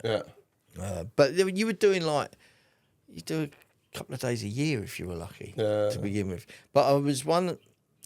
So I carried on doing what I was doing. Really, I was doing Me and My Girl at one point. When I got on, I was doing Me and My Girl, the musical. Oh, okay. It's the name of the musical, Me and My Girl. Yeah, it's called Me and My Girl. Yeah. You said it. So Me and My Girl with the musical. Yeah. So no, the musical is called Me and My Girl. I was in that show. So I kind of carried on doing like that, something. And eventually work started to come in. So I stopped doing Me and My Girl and focused on the stunts and never looked back really. And every year, and then I'd work doing whatever, did gardening for a bit, and you just did what you had to do to keep money coming in to pay the bills and focus and making sure you were available to work when the opportunities came up. So when jobs did come in, you just had to be ready to take that opportunity and show what you could give. Because ultimately, when there's not enough work around, they go to people they know.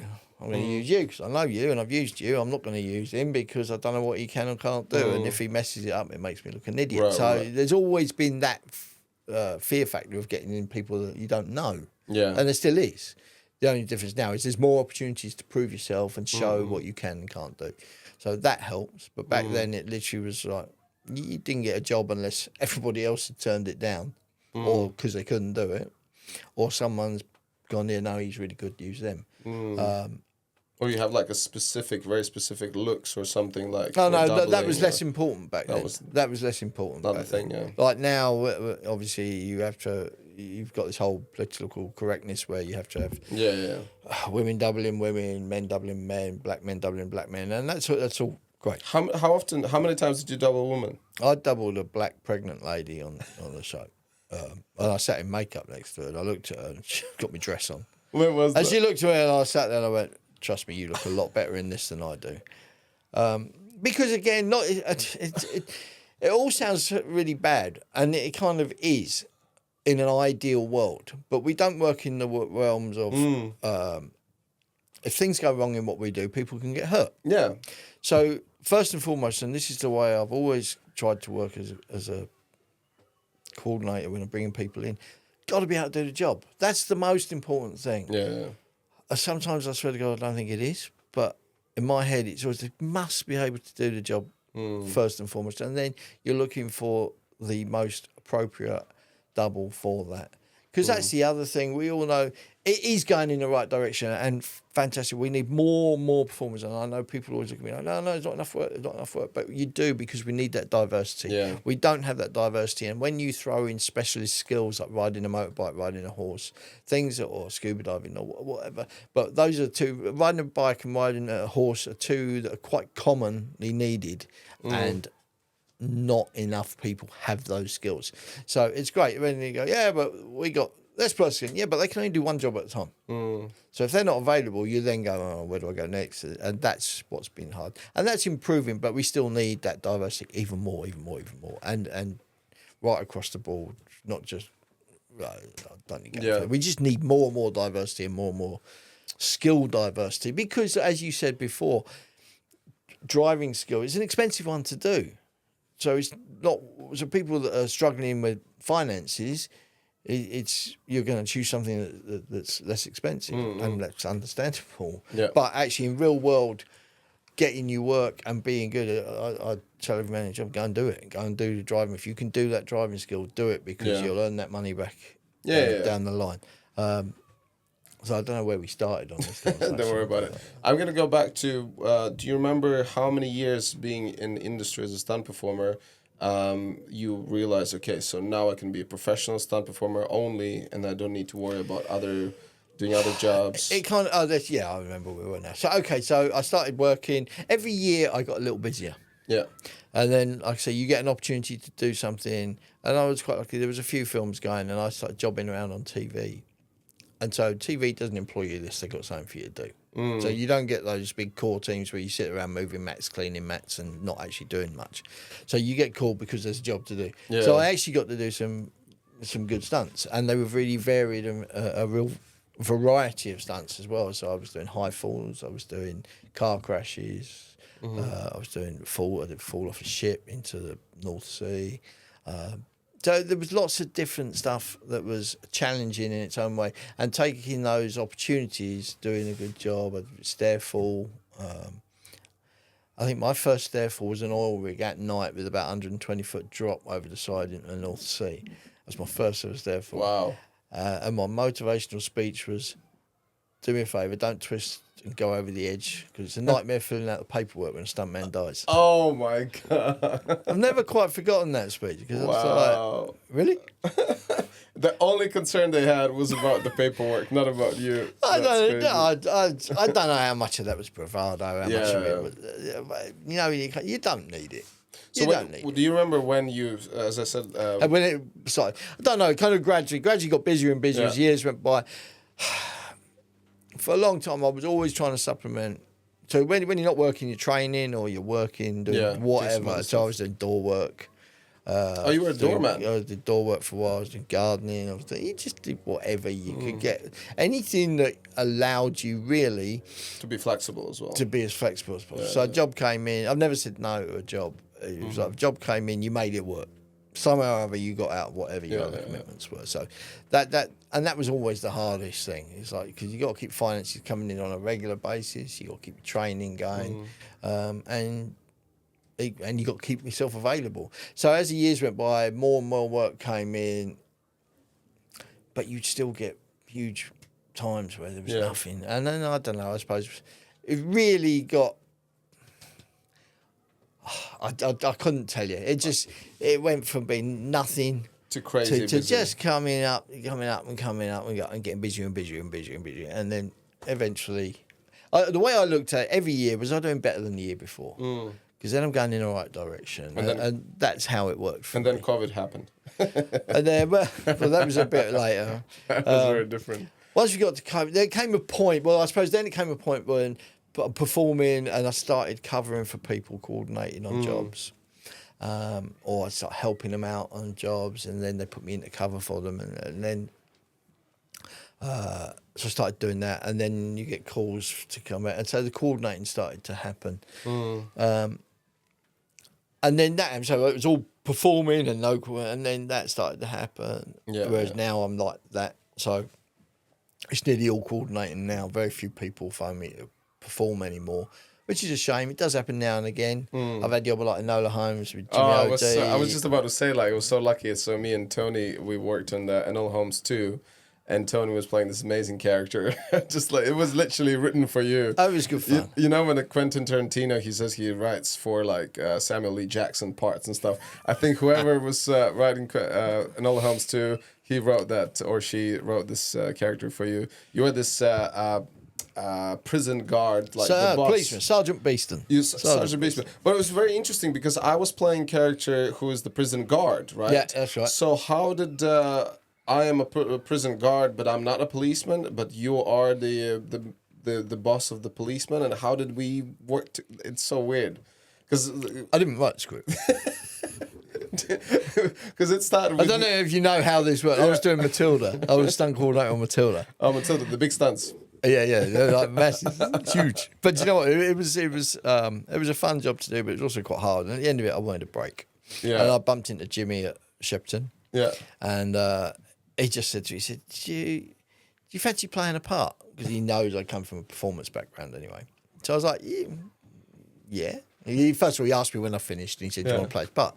I said, yeah. He said, but you got to audition for it. Yeah, well, fine, okay. I didn't really care if I got it or not. So anyway, I went and did the audition. Long and short of it is he said, yeah, we'll have you. What was the audition? Did you have to have lines, right? I don't know, it was fine. No, it was all improvised. Something shouting.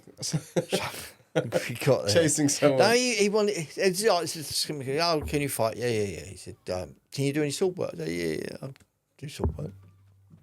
I like to think I'm okay at that. Yeah. So he said, do you mind if we just improvise? He said, just come towards me, throw a few punches, and he said, I want you to intimidate me. I want you to scare me. I was like, all right. So that little devil in your ear, where you going? You got to remember, I didn't care if I got this job. I just wanted a rest. I was tired. So I've come in and thrown a jab and a hook and done thrown a few punches, and then I just looked at him with his mobile phone filming like that. And he's looking for his phone like, I've just gone, fuck it. So I kicked the phone out of his hand. Scared the shit out of him. So he's jumped. And he definitely loved it. So he's jumped. So I did what he asked me to do. I scared him. So anyway, that all ended all good. Blah blah blah blah. Next thing I know, I'm into Jimmy O'D's come up. He said, Tony said, I've got to ask you a question. I said, what's that? He went, did you really kick the phone out of his hand? I went, yeah, Jimmy, I did. He went, he will not shut up about you. He absolutely loved it. You got the job. I was like, so it all worked out well in the end. It was, like I say, I think had I been desperate for the job, probably wouldn't have done it, wouldn't have dreamt of doing it. But I was just like, oh, fuck it. You want me to scare you? I'll scare you. Was it the director who you kicked out? Yeah. Director was really interesting. What was his name? Do you remember? Harry.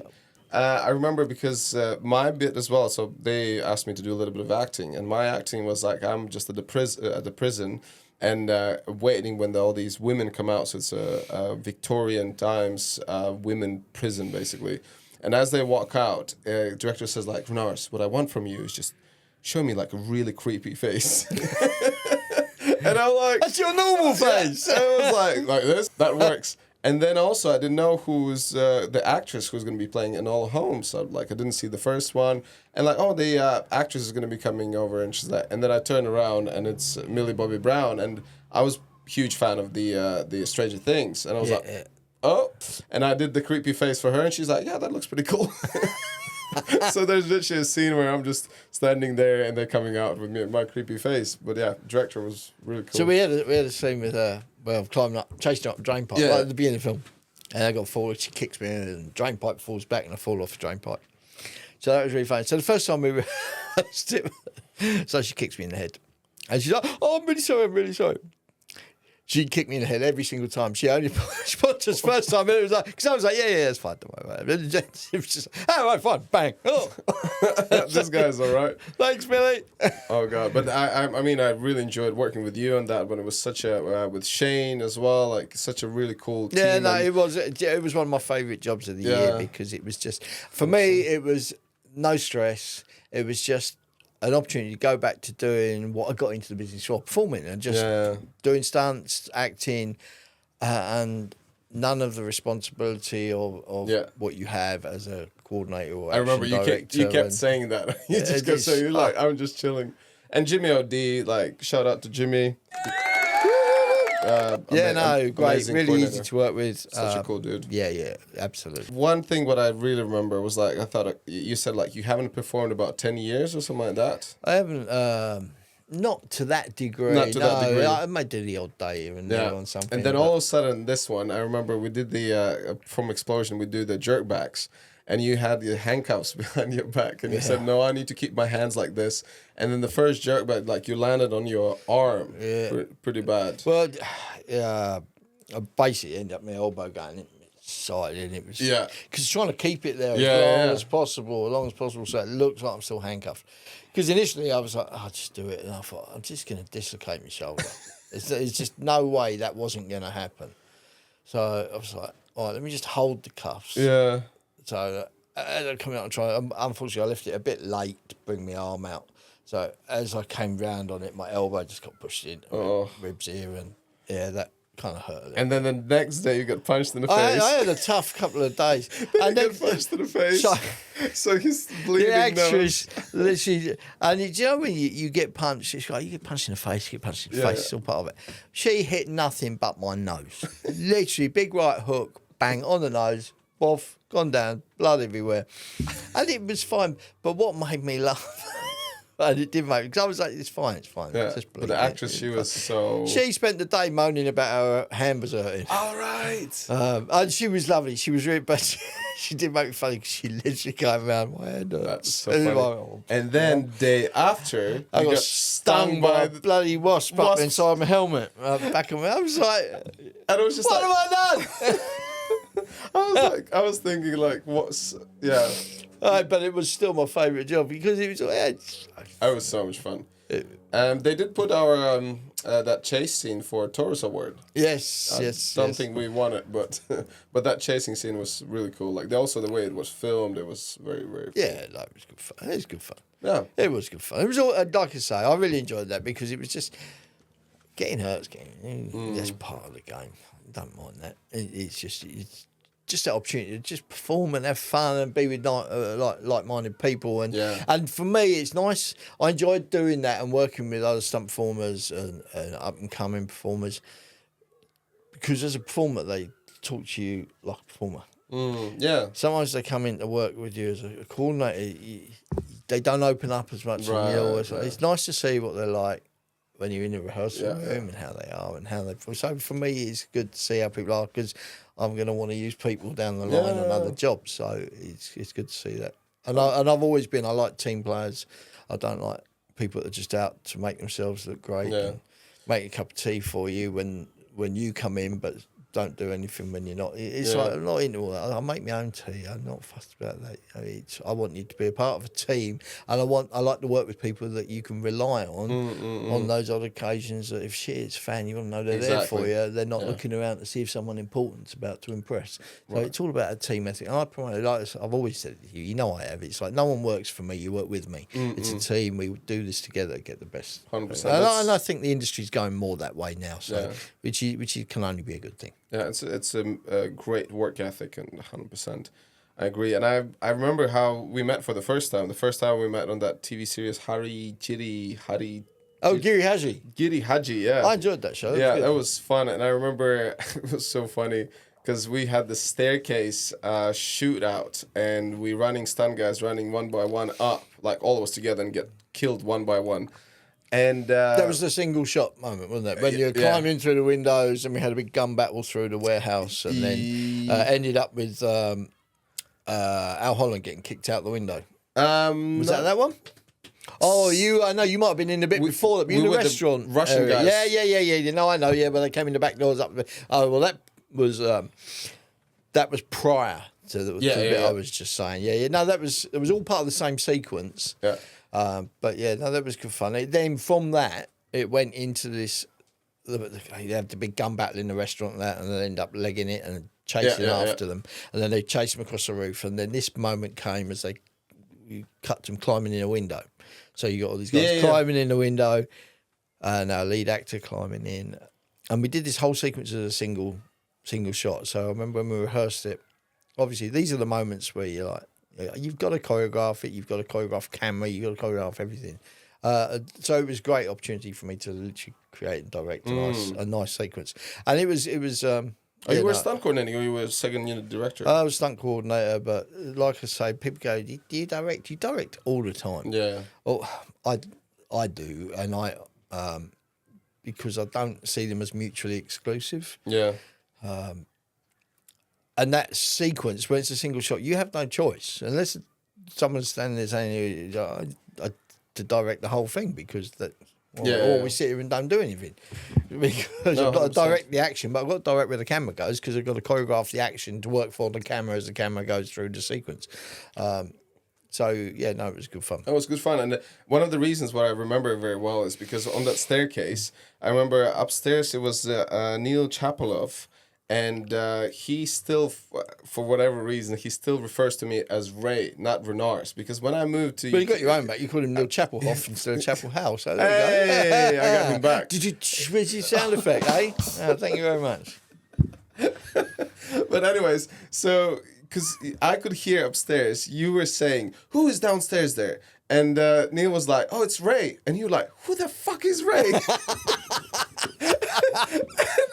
And he's like, oh, it's Renars. So why don't you say his name? Because I remember when I used to go to East London Gymnastics, for some reason, I remember like British people struggle to say my name. So I was like, just call me Ray, just makes it easier. Okay. So that's how it works. Because Renars is so hard to say. Yeah, it's so hard to say. Well, Brits. Lived in Canada, I remember, never had a problem. They were like, oh, it's exotic, cool name, Renars. Moved to UK. What? What are you saying? Yeah, you're now Ray. Yeah, exactly. Yeah, and so from most of the kind of most memorable stuff, I remember I was asking you about the Gladiator. There's this very special scene I will put here. That scene where you guys are practicing with that young prince in the woods, and one of those topless men. That's you, one of them. Yeah. So I still look like that. Oh, 100%. And with Joaquin Phoenix, with Joaquin Phoenix, because I think like that is a very memorable for me because I really love Gladiator and stuff. But what about your like one of the most memorable things you've done? Well, you know, I mean, Gladiator was a fantastic film. It was a fantastic one to be part of. So that was we that came a bit later on. So we had all the battle sequence in the opening of Gladiator. We had to film that first, and that was a lot of fun. The woods on fire, and I was the guy running down on the hill on fire who then got harpooned back flying through the air. And crazy thing about that location when you guys filmed it, 20 years later, we did... they still use it. We did Napoleon there. Yeah. with Ridley Scott and with Joaquin Phoenix. Well, 20 years later. With Lucken, okay, yeah, that's what I'm saying. But they use once they know a location works, it goes on a list and they go back. I think that was the first time that I'm aware of it was used. But obviously, with the scale of the film of Gladiator, so it worked for all the facilities and for everything. Do you remember the name of that area? What is it? Yeah, it's near Tilford. It's not far from where I live, so that's why I loved it as well. Tilford. It's in the woods near Tilford. And that's where it's army training. Frensham Way. Well, you know when we did Enola Holmes too? It's close. It's always similar local. That was near Elsted. Yeah. But this was near Tilford, which is... Because it was funny when we did Enola Holmes in the woods and all these wandering army people were, because they had an orientation day or something. Right. They're just walking with a compass and they're like, I don't know where I am. And we're just chilling in a bush and there's just like someone just passes by with a full gear, like... Oh, dressed up as a Victorian policeman. Yeah, and we were like, that was funny. So... most memorable stuff. What else you can tell? Saving Private Ryan obviously was great fun. Do you remember which scenes specifically? Well, I got a friend who worked on the Dominic Irish stunt guy, who I don't know if he still does, but he used to do quizzes. Oh, right. And apparently I was in his quiz. Oh, okay. And no one ever got the answer. Who else played Private Ryan? So I did. So the dead Private Ryan in the sea, and the wash of the sea, that was me. So... What do you mean dead Private Ryan? So they came across and they're looking for bodies on the beach, and he's got Ryan on his backpack, and it's one of the brothers that they'd found dead. One of the brothers was there. That was me. Cool.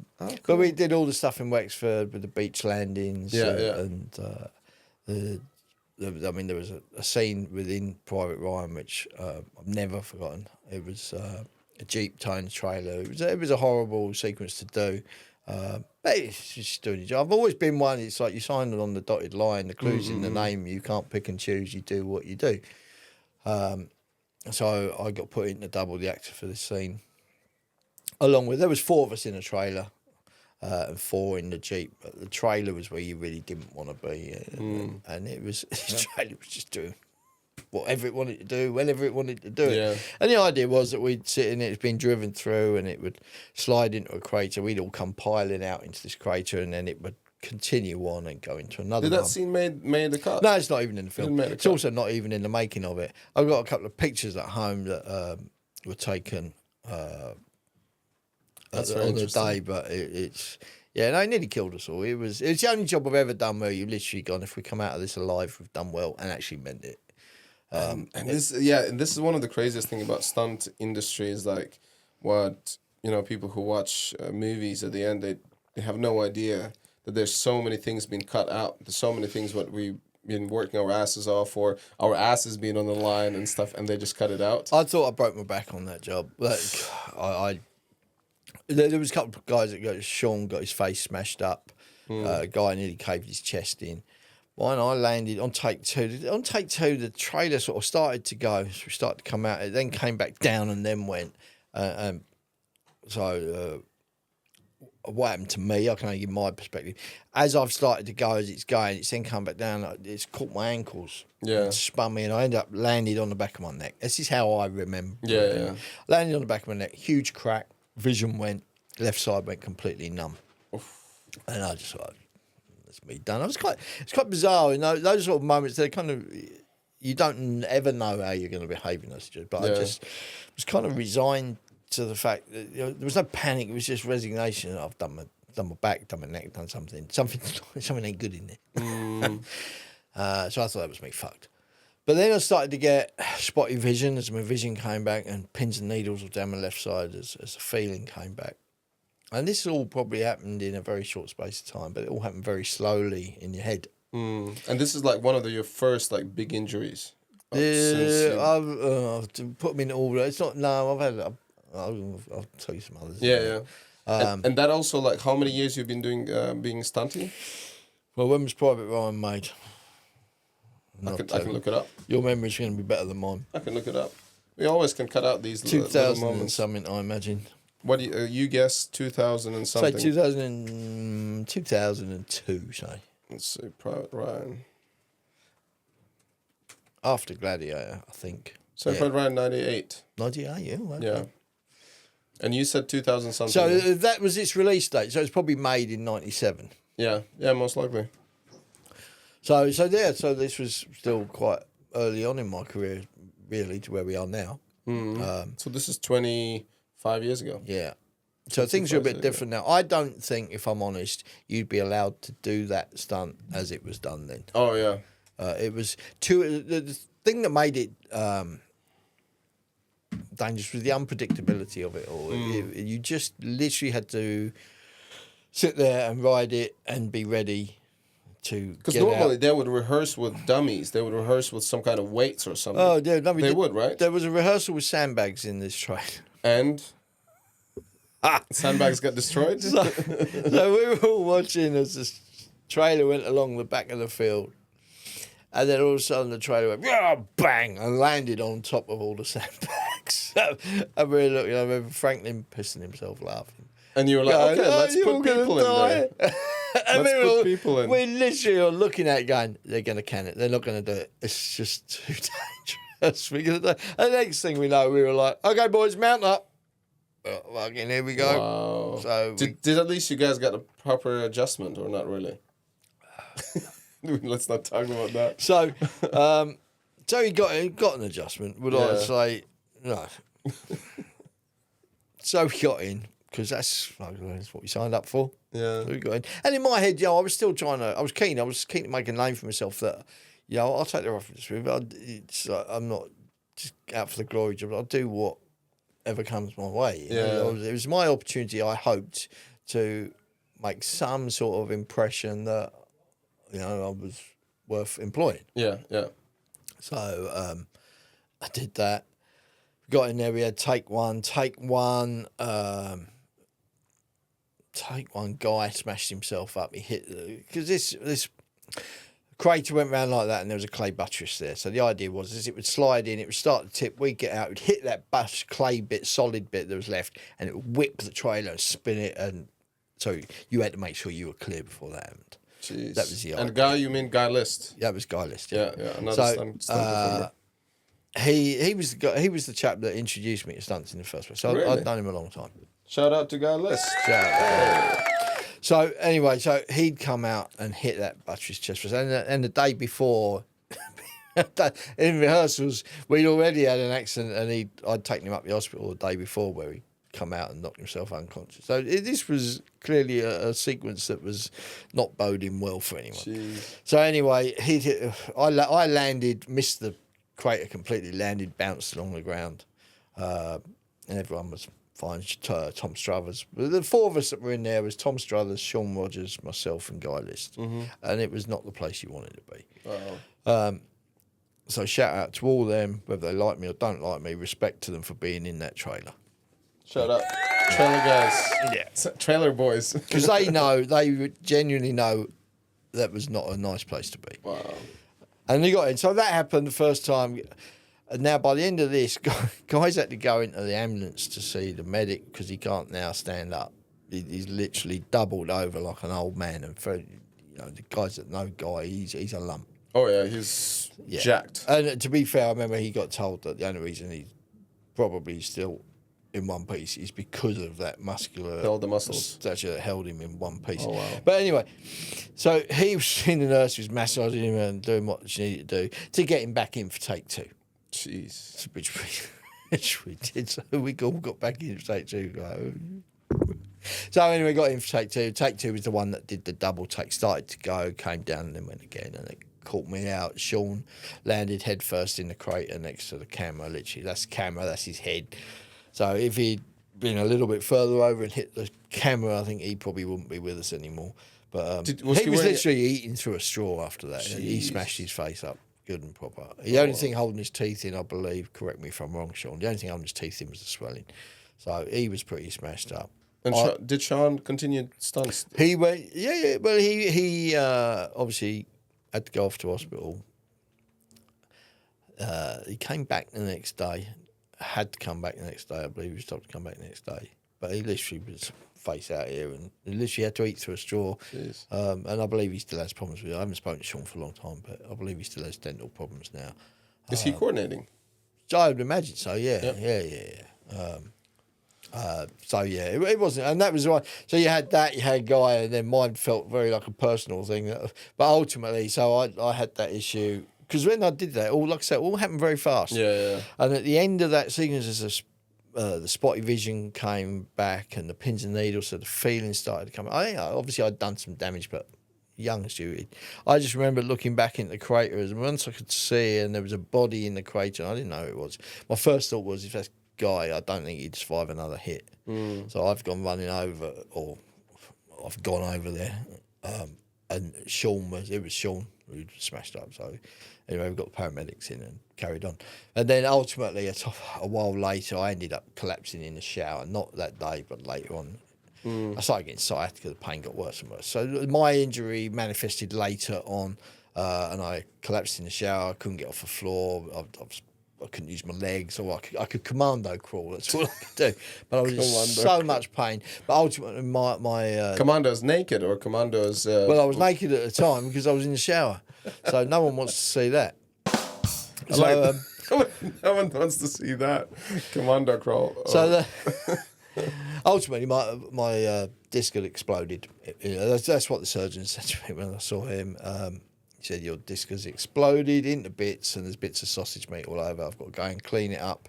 And then we'll try and put you back together and see what we can do. And they gave me options, and I told them what I wanted. I wanted them to do the least obtrusive way. And then if that didn't work, I said, well, obviously I'm going to be asleep. Yeah. So I expect you to make a decision in there, and I give you authority to do that. What I'd like to do is try and put back whatever's left if there's enough.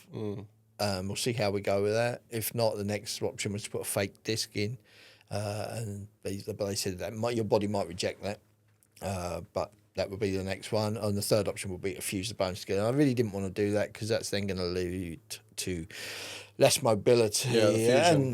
So I tried to avoid that, and ultimately I did avoid that. They put back what I had there. I think I got about a third of a disc there that was still usable. So I still have issues with it, but touch wood, all these years later, I'm still doing what I do. And I remember, this is how stupid we are sometimes. So I think 2 weeks after I got off the operating table, I was on the bill, coordinating the bill, doing a fight sequence and rehearsals. You know what I'm like? I'm very hands-on. Yeah, that's never changed. I've always been like that. And even after getting off the operating table for 2 weeks, like when I was supposed to not do anything for 6 weeks at all, 2 weeks I was throwing myself around doing it. Stupid. But I did it.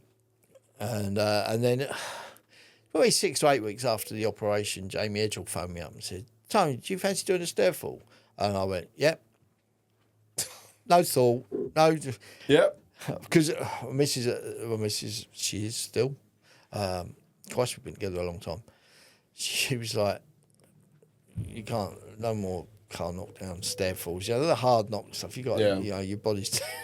So that's the one where I kind of want to lead to a further conversation about that feeling of, you have a missus, you have your, at the time, was she your wife, or you were just we're still not married. Are you still not married? No. You have someone who cares about you and also your family, obviously, and then things would change drastically. Are we talking about someone else? No. Sounds like it.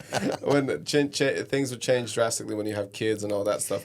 When was like the point where like, okay, I should just calm down. I should just like really... Hasn't happened. It never happened. No, and this was the point. So that was a conversation that sort of happened where it's like, you can't, this is, you literally almost paralysed yourself. Yeah. I thought I was paralysed to begin with. So the hard knock stuff, stair falls, car knockdowns, all those sort of things that, that you're taking a pounding. You can't do that anymore. So when Jamie phoned me up, it literally took me a split second to go, yeah, I'll do that. And I went down, I didn't tell her. I went down to Cornwall, it was on Dock Mine.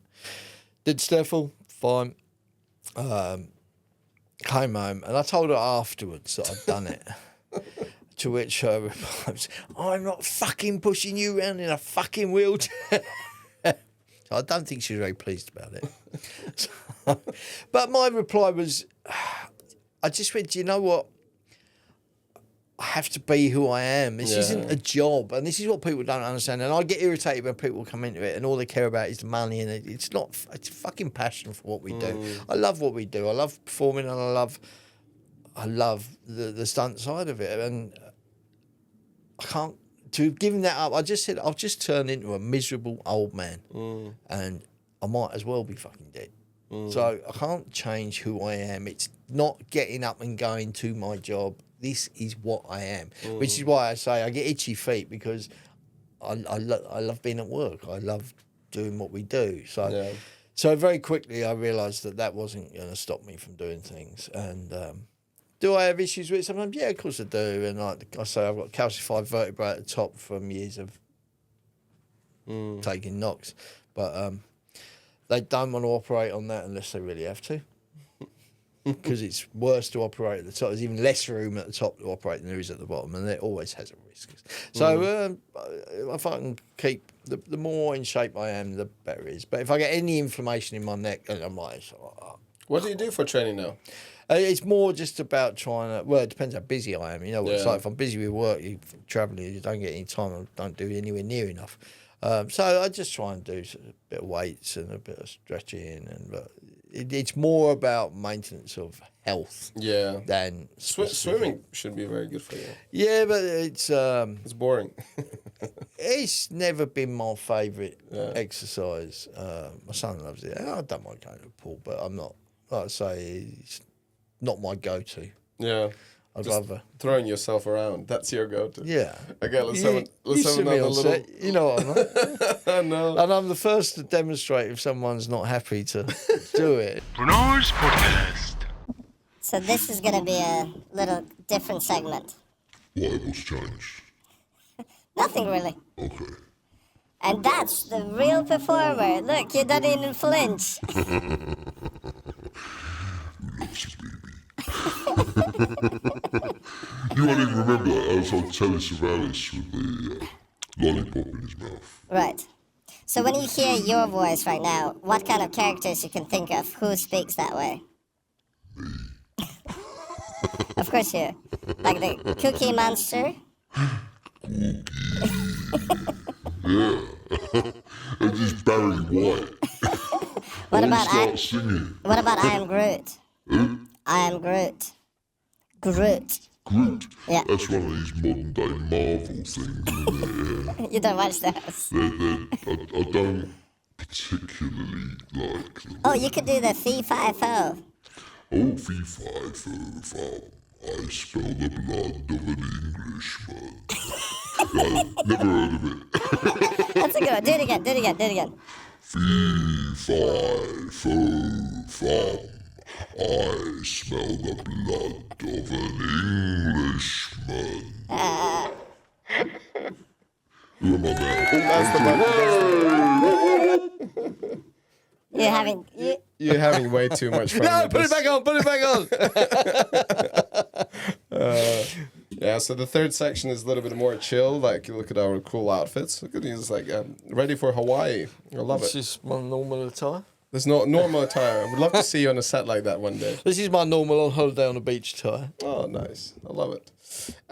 Yeah, so we had all sorts of serious talks about serious business. One thing, like when we were talking about movies and we were talking about Gladiator and Saving Private Ryan, I remember as a kid watching those movies, I was just convinced that they are like proper Hollywood productions and they're all filmed in America and all that stuff. But then it's a very common misconception. There's so many movies, including Private Ryan and Gladiator, who are shot in the United Kingdom. And a lot of people around the world have no idea. Only if you look into like IMDb and like really do the research, you would assume that is a whole like kind of American production. I don't know where I'm going with this, but... Well, you say I don't know because I worked on them, so yeah. I knew where they were filmed. It's not something I've ever thought of, really. But do you meet people like who would say like, oh, isn't Saving Private Ryan all filmed like in States or something like that? No. You get asked, oh, would you ever go and work in America? And been asked that a number of times over the years.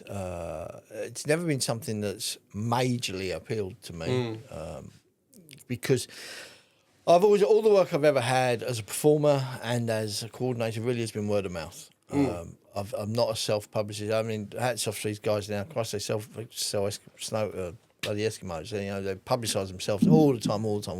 Yeah. And I've had producers ask me, have you got...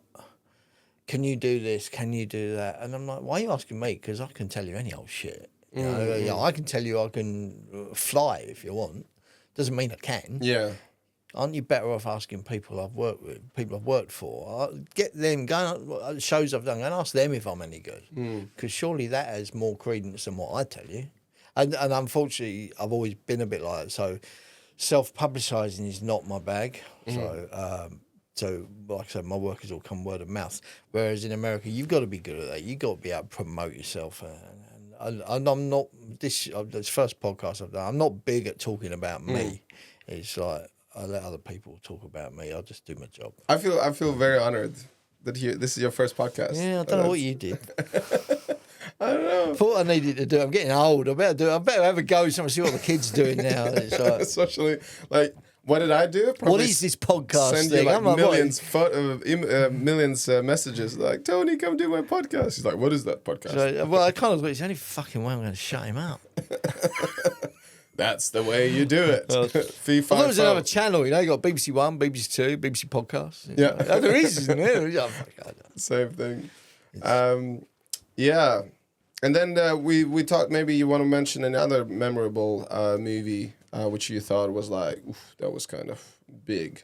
And I don't even mean like when, you know, like stunt guys say like, oh, ticking the box, you have to work on a Bond, on Mission Impossible, blah, blah. Yeah, I think more about what is for you felt like, whoa, that was some cool stuff. I've never been, I'm not your typical stuntman, really. I've never been driven by, I like to think.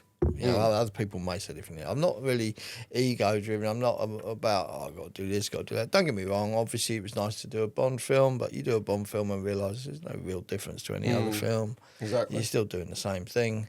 It's just got more money to it. Yeah. But getting hit by a car on Emmerdale is no different to getting hit by a car on James Bond. Yeah. Just they got more cars to be able to do it more times, maybe.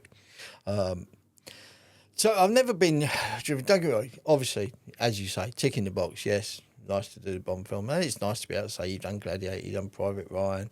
I did Snatch. It was nice. There's films that I've enjoyed. Like Snatch, I doubled Vinnie Jones on Snatch. I doubled him on a few things, but Snatch with the car hitting the bollard. That was a lucky near miss for me because the bollard ended up coming through the bottom of the car.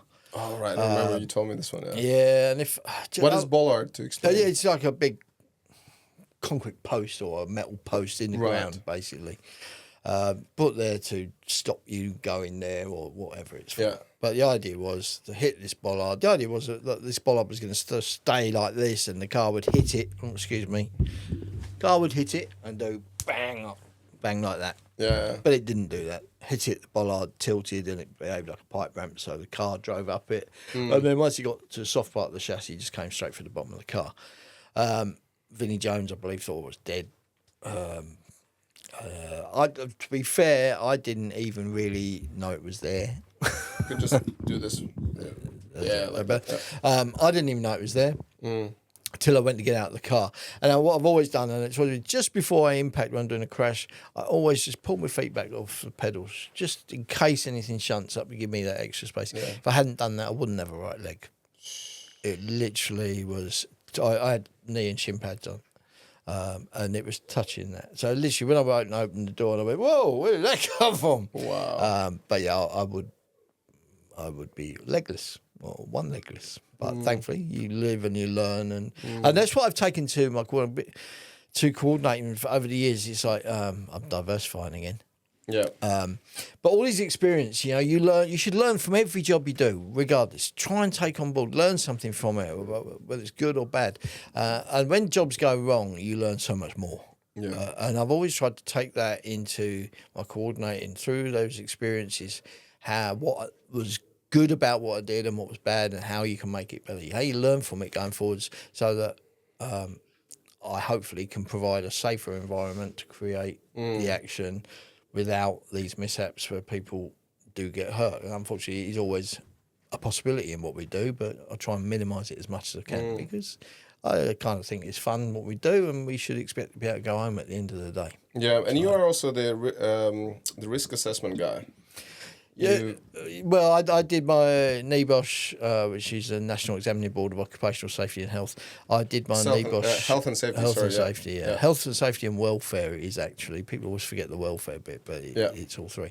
Because basically, if you go to work somewhere, you should be able to have welfare facilities provided. That's a legal requirement. It's not go and hide behind a tree and take a piss. You should be able to have that amongst other things. So, but it's the one, everyone goes health and safety, but it's actually health, safety and welfare. Boring. I said I wasn't a geek. I am a little bit. You kind of got to be when you're going into the... So I went off and I did that and qualified. So it's a professional qualification now, so I can go and work as a health and safety advisor if I so wanted to. I don't. I do it because I think it's important to understand to a greater depth about health and safety with what we do. Yeah, 100%. And also, like, regarding this question, would you say in the last 5, 10 years, 15 years, in United Kingdom, the health and safety has improved, it's changed, but also, like, comparing it with other countries, as far as I know, and I understand that health and safety in UK is the highest one, comparing it with other countries, especially with the United States, as far as I know. I can only speak for what we do here. Yeah. Of my experiences. I think they have addressed it to a high level here. I still think in the film business, they get away with a lot of things you wouldn't get away with on a building site. Although I believe, having chatted with some of the health and safety guys on set, that is being addressed. Things that just wouldn't be allowed that seem to happen on a film set, really. But it's so how it is in other countries, I don't know. You hear stories like of other countries where, I'm sure the standards of health and safety are a lot less. But like I said, I try not to worry about other people. I try and worry about what I do and promote the best action that I can give a production for the budget that they have. Budget isn't everything. But it obviously, the more money they have, the more you can create. Yeah. But I always like to think, spend the money and give good value for money, whether that's £1,000 or £100,000. One of the biggest ones is that you have your team. That your performer is going to be safe, your performer is going to be, and I like to change it. Like when the Sweeney, which is one I did that with Ray Winston, with Nick Love directing, and Vertigo Films, and they were really good to me. They gave me an opportunity because I was still up and coming then, and they, from their perspective, obviously took a chance on me, and I like to think I delivered. So they gave me a budget, and they were, I loved the way they did this. They gave me, this is how much money you've got. There's a script. That's how much money you got. Off you go and make the film. But they also gave me freedom to express and come up with ideas and offer alternatives and make that money work to get maximum value on the screen for what we were spending, because it's very easy for the money to disappear. Yeah, because productions very often like throw money in some areas where there's no point. Yeah, or it wasn't necessary to do it. But we all know, like the wastage in films is immense. But that's not my concern. My concern is the stunt budget, what they offer me there, and to try and get maximum value for that, so that I'm not part of that wastage. So unfortunately, there's a flip side to that. Is most of the jobs I get, I don't have the opportunities to bring people in and train them up, and I need people to be able to come in that can do their job, because I don't have that facility to have lots of people on set, and I have a couple here, and you can learn from them, because everyone there is there for a reason. Yeah. So it's nice when you get that, but most of my jobs aren't that. So I need to bring in people I know can do the job that I need them to do, without me having to train them up, which I'm happy to do, but rarely have the time to do it. So it's not always possible. I had it on the Mary and George that we just did with two people going down. So this isn't out yet, so I don't know how much I should talk about it, to be honest. But I had the opportunity to do something there, which they gave me the facilities to be able to bring the guys in and rehearse with them prior to filming. Which is kind of the way to do it, but obviously when you're dealing with budgets, every therefore I did, it was turn up and do it. There was no rehearsal days for it. It was like, this is the job. Even the high falls, I had one. It is a different example that I can talk about. So when we did one of the bulletproofs, God, was it 2 or 3? I think it was 3, bulletproof 3. I had Andy Pilgrim in to do 100-foot high fall for me. So that's a big fall. Shout out to Andy Pilgrim. Yeah, good stunt man. Good stunt man. So we brought him in, and I had rehearsal days with him. I said, I need rehearsal days because that's a big fall. He gets that wrong. You know, the margin for error are very slim. So we brought him in. We had rehearsal days. We had scissor lift, and we increased the height. Yeah.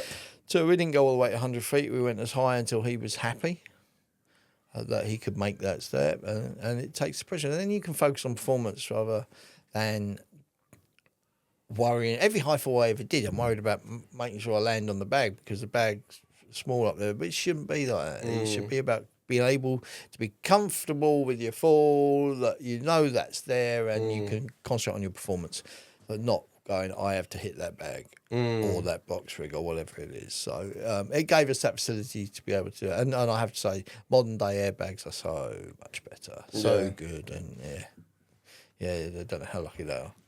Much better. All of a sudden, I just thought about it. If it wouldn't be stunts, what would you do with your life? Be an actor. You would be an actor. Okay. What kind of actor would you be? Don't know. See, in my head, I'd be Clint Eastwood, but I'd probably be, I don't know, one of the Crankies or something. Nice one. So I don't know. I've always kind of, we should be able to laugh at ourselves. We should be able. I grew up in an era where people took the piss out of you for just about anything and everything, and you learn. One of the sayings I always got taught, which was, sticks and stones may break your bones, but names will never hurt you. Now, I know it's coming, I'm not diminishing anything that's happening now. That's kind of how we grew up. And it wasn't necessarily a nice society, and I do think that actually names can hurt you. And I have issues with my own children sometimes where they picked on by other kids, and it does hurt them. Yeah.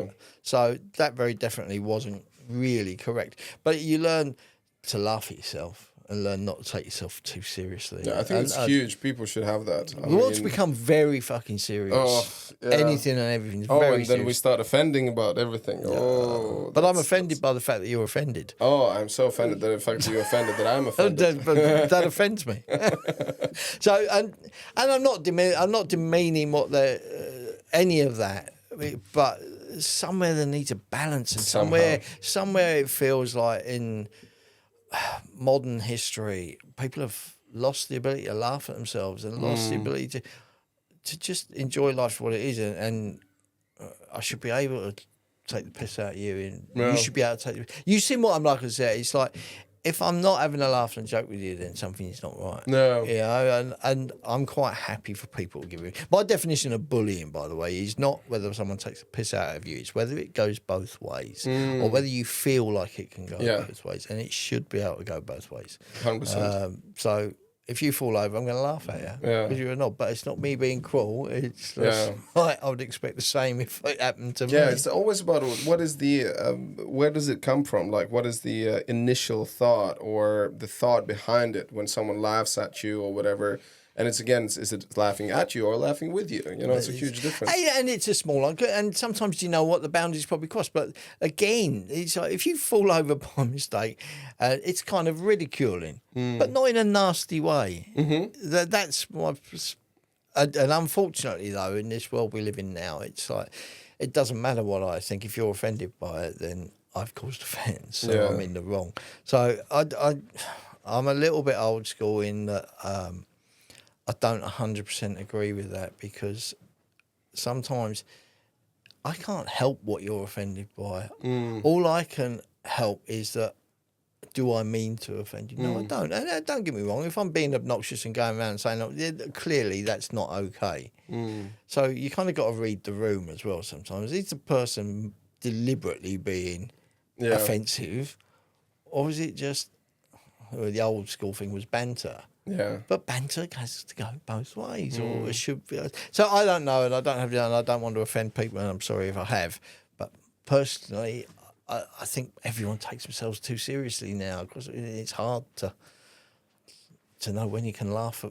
Yeah, what's that word? Like we are feeling like privileged, or they use it a lot. Like we already deserve something without doing much. Don't know.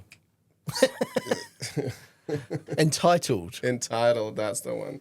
Entitled of like, I deserve this, I deserve that. I'm like, and I listen to that and I just think about my childhood. I was like, you have no say. You go work in the field. That's your chore. You're my son. This is our household. This is how it works. You don't like it, you can fuck off. Go, yeah.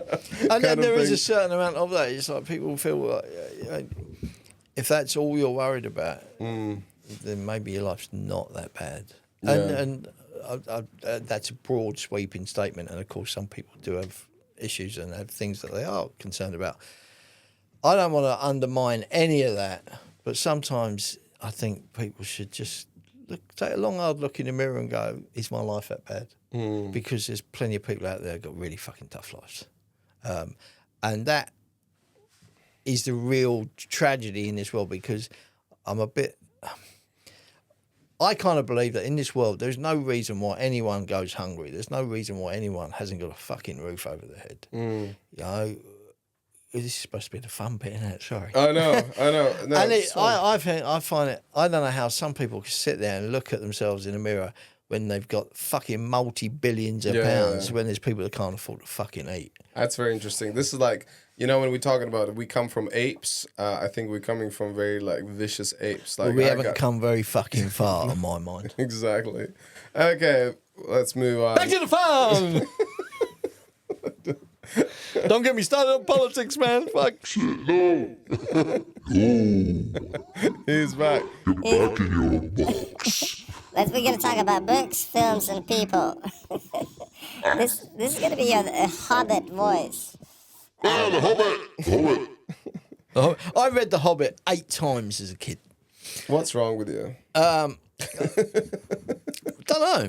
I enjoyed it so much. I loved it. I loved the whole that fantasy world. It was, it is amazing. I laughed. It was funny. It was exciting. It was everything. I loved it. So I read it again and again and again. And then eventually I read Lord of the Rings, but The Hobbit was my favourite. With The Hobbit, like with my experience, obviously, how many books are there of Hobbit? Hobbit is just one. It's just one book, right? In different kind of chapters, but not like Lord of the Rings was. Right. But the main story about a Hobbit is the one who lives in his hall, whatever, and then these, as from the movie, as the this main wizard, what was his name? Gandalf. The Gandalf comes over and brings all these dwarfs, and they basically just to Bilbo Baggins' house, or Hobbit hole. Yeah. So that's the basic story, right? Yeah, and they go off on this adventure. So the hobbits, kind of in the Hobbit land, they kind of live in their village, and they don't go off on an adventure. And then you got Bilbo Baggins, who kind of keeps looking to the hills and wants to go further afield. And then he does go away on his expedition with Gandalf, and he goes with the dwarves. And then Gandalf kind of in and out. No, it's beautiful, and I think it really encourages people to widen their horizons. You know, that super famous expression about what is behind that hill, just to get us like. I'm terrible for that, and I still, even now, it's like you go off. I used to do it when I was going running. Oh fuck! I turn back now. See what's around the corner. That is wanderlust, but that just want to see what's just beyond the next hill, Curiosity. Yeah, and then I did it on one. I went with a friend of mine at the time. We got completely fucking lost. And then by the end of it, I think he was nearly crying because we didn't have a fucking clue where we were going. We were both knackered. I ended up going, you just wait, let me go. I just want to find out where the fuck we are. And eventually I did. So, but yeah, I've always had that curiosity. Curiosity. It's like I was chatting with my son the other day about. In fact, we were talking about off camera about how it is now to compare. So now everything's available. Anything and everything pretty much is available to you quite easily. On the tip of your fingers. Yeah, it's everything's like I want to do not just I want to do martial arts. I want to do karate, or I want to do taekwondo, or I want to do kung fu, or I want to be a boxer. I want to whatever. Pretty much, you can find a club, and you can without find it like too this much, yeah. in a Google. Exactly. Whatever. Back in the day, you didn't have all those options. So literally, it was more a case of not what do I want to do. What is there around here that I can do? Yeah. So you might find a horse stable, so people go riding. Yeah. Or you don't have that. So maybe you've got a boxing club, or you don't have that. You might have a dance school, or you don't have that. But also, the only way to find that out was to actually go out and explore. And, go and find it. You see someone there's no internet to look yeah, you for see it. someone in the park maybe throwing some fancy kicks. You come over and say, "Hey, Talk to where do you learn this? Can I come to see it?" Like, and then it was so much more of a social aspect, and socially people would go and talk to each other and communicate. Nowadays, it is the phone kind of thing. It is, and so, but what that does gives you so many choices. So it's hard to choose what you want to do. Yeah. And I enjoy people question you get asked, do I like doing? What's my favourite genre of film to do? Well, do you know, I don't want to do one genre. I want to do lots of genres. I went for a stage in my career where I was really quite lucky that half a year I'd be doing kind of period Viking stuff or medieval knights, and then the other half I'd be doing police shows with car chases and gun battles and that to me is perfect. So I'm getting that chop up and change 100%. to do the same thing year after year. Yes, you get very good at it, but there's no challenge. It's all about and that's why probably you get also going back when you used to do work as a dancer performer to do the same routines over and over. I'm pretty sure you were not really happy about. No, you get bored of it. Like doing a show night after night after night. Yeah, you start to muck about. Exactly. And I can relate. And the to audience don't know, but you know on the stage. Yeah. Because you get bored. I can relate to that 100%. I did like 2 years of the show as well, and it's like in the beginning when you learn the choreo, it's cool, but then afterwards, like, what? We do this every week, 3-4 times a week. That's crazy. Okay, going back to Hobbit. The other thing what I really like about the fantasy, like science fiction. This is not science fiction. It's just a fantasy. Science fantasy, really, isn't it? Science fantasy. Science fantasy. Fantasy. Just fantasy. I love it when people read these kind of books, and you in your head you can have totally different visions how you see that. Well, that's world. the beauty of books, isn't it? That is. It's right. But especially for these kind of books to sort of talk about like, oh, the spider, how big spider, big and hairy. Like, oh, this is how I see it. This is how you see it. It's that's a beautiful part. And the sounds they make, and it's all, everything. It's created in your head. I was really young when I don't know, 8, whatever, but so it's just my imagination. Yeah. And back when I was young, there was a game which everyone's now heard of, Dungeons and Dragons. Yeah. So when that came out, oh god, the things that went around about it's a devil's game and it's creating witchcraft and all that sort of shite. It was just kids having fun playing the game, using their imaginations, which you don't do anymore because everything's on computers. And like sometimes that's sad, but it is the modern world. It's just a world I didn't grow up with, so they probably think differently. I'm sure they do. My sons are on computers all the time. That's probably they're going to be their career. So fair play to them. But ours was here. It was all in your head, and you had to have an imagination, and that kind of really helps. Now as well, relating it to what we do, is having that imagination to create and visualise and 100%. picture myself in my own head what I want to create and what I want to do and where 100%. I want to go with things.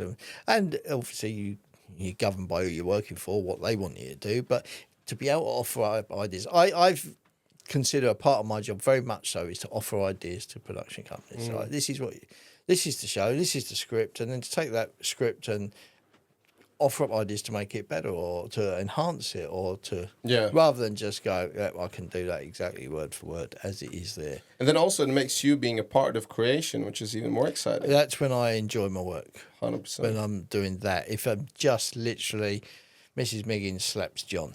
It pays the bills, but there's no job satisfaction in that. There's no. I love that creative input, and I love that being able to do Yeah, that. and And that's it's- why my favourite jobs have been things like the Sweeney, like the Bulletproof series. They've been really good to me. Merlin was good fun when we did that. It was a bit mad, Merlin, because everything was a million miles an hour, but it was a lot of fun. It was a lot of fun.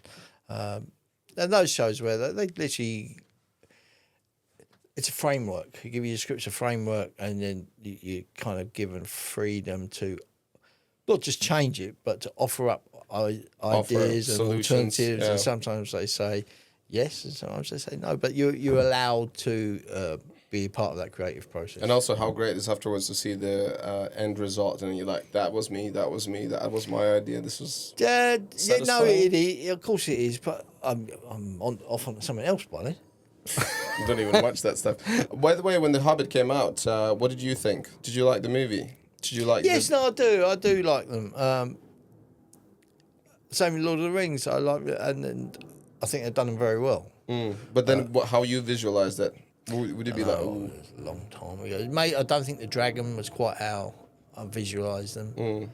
What about The Hobbit, the actual character? Yeah, I think they're pretty good. Bilbo. I don't know if Bilbo was quite how I visualised him. And the Gollum? That actor. You're not a big Yeah, fan? he did do it. No, he did it really, really well. No, sorry, I was thinking you got to retire my brain goes slow. Yeah, no, What's I in your enjoyed the pockets films, and I thought they were all performed really well. To be fair, Yeah. they were done well. Peter Jackson, wasn't it? I just seen him. No, I was thinking about the actor who did the Gollum. Yeah, And I just saw him in Andy some other Serkis, movie. Andy That Serkis. guy's insane. Such a Yeah, and good character. he's done incredibly well since, and deservedly so. He's a phenomenal actor. So Yeah. That's amazing. Okay, so those are our books, Lord of the Rings, and which is then virtually a progression of The Hobbit, really, wasn't it? pretty much, He's like, give me a load of books. Well, I kind of didn't read loads of books. I read the same books over and over again. But I think like I'm one of the rare guys who never kind of got into Lord of the Rings or Star Wars. I'm Star Wars, I didn't read the books of Star Wars, but when that came out in 1977, I think. Yeah. Yeah, it was huge, and deservedly so. And do you know what? I think the original, all three of the films, the Star Wars films, the original ones, what they had was humour, and it wasn't aimed at kids, but it could be watched by kids. But it was very relevant and entertaining for adults as well. And I think they kind of lost that in the newer films. I don't think it works quite the same, in my opinion. They struggle also with the humor that again because we're so sensitive. So some of the things they careful to say and to joke around. And that just, I would hate to be a comedian now, because what the hell can you take the piss out of anymore? You can't. I don't know how Spitting Image gets away with it anymore. Yeah. Didn't they make a new series? I haven't seen it, but back in that was iconic. Yeah, well, the shows like I'm being exposed recently with my friend, like the League of Gentlemen. Right. That, I've never really watched you never that watched too it? much. I know of it. I never It's really watched such it. a very dark humor. It's like, and you know, when you have Blackadder, that's like Blackadder on steroids and like See, Blackadder, I love out Blackadder. there. Blackadder is amazing, yeah, but like they have some things like nowadays you wouldn't be able to show them anymore. But what they had in League of Gentlemen, I would say Little Britain is like second level when you do the League of Gentlemen, like. Because in Little Britain as well, they forbidded it or not playing it anymore because all the stuff and jokes with See, I have an issue with this whole censorship thing that we have going on, and it's the same. I'm going a little bit into politics, and I apologise for that. When all the statues were pulled down in Bristol, Yeah. I had this argument with my sister about it, and I was like, do you know what? I don't agree with it because it's censorship of our history. Was that man perfect? No. Should we, nowadays, you wouldn't put a statue up to him. He endorsed slavery. Yeah.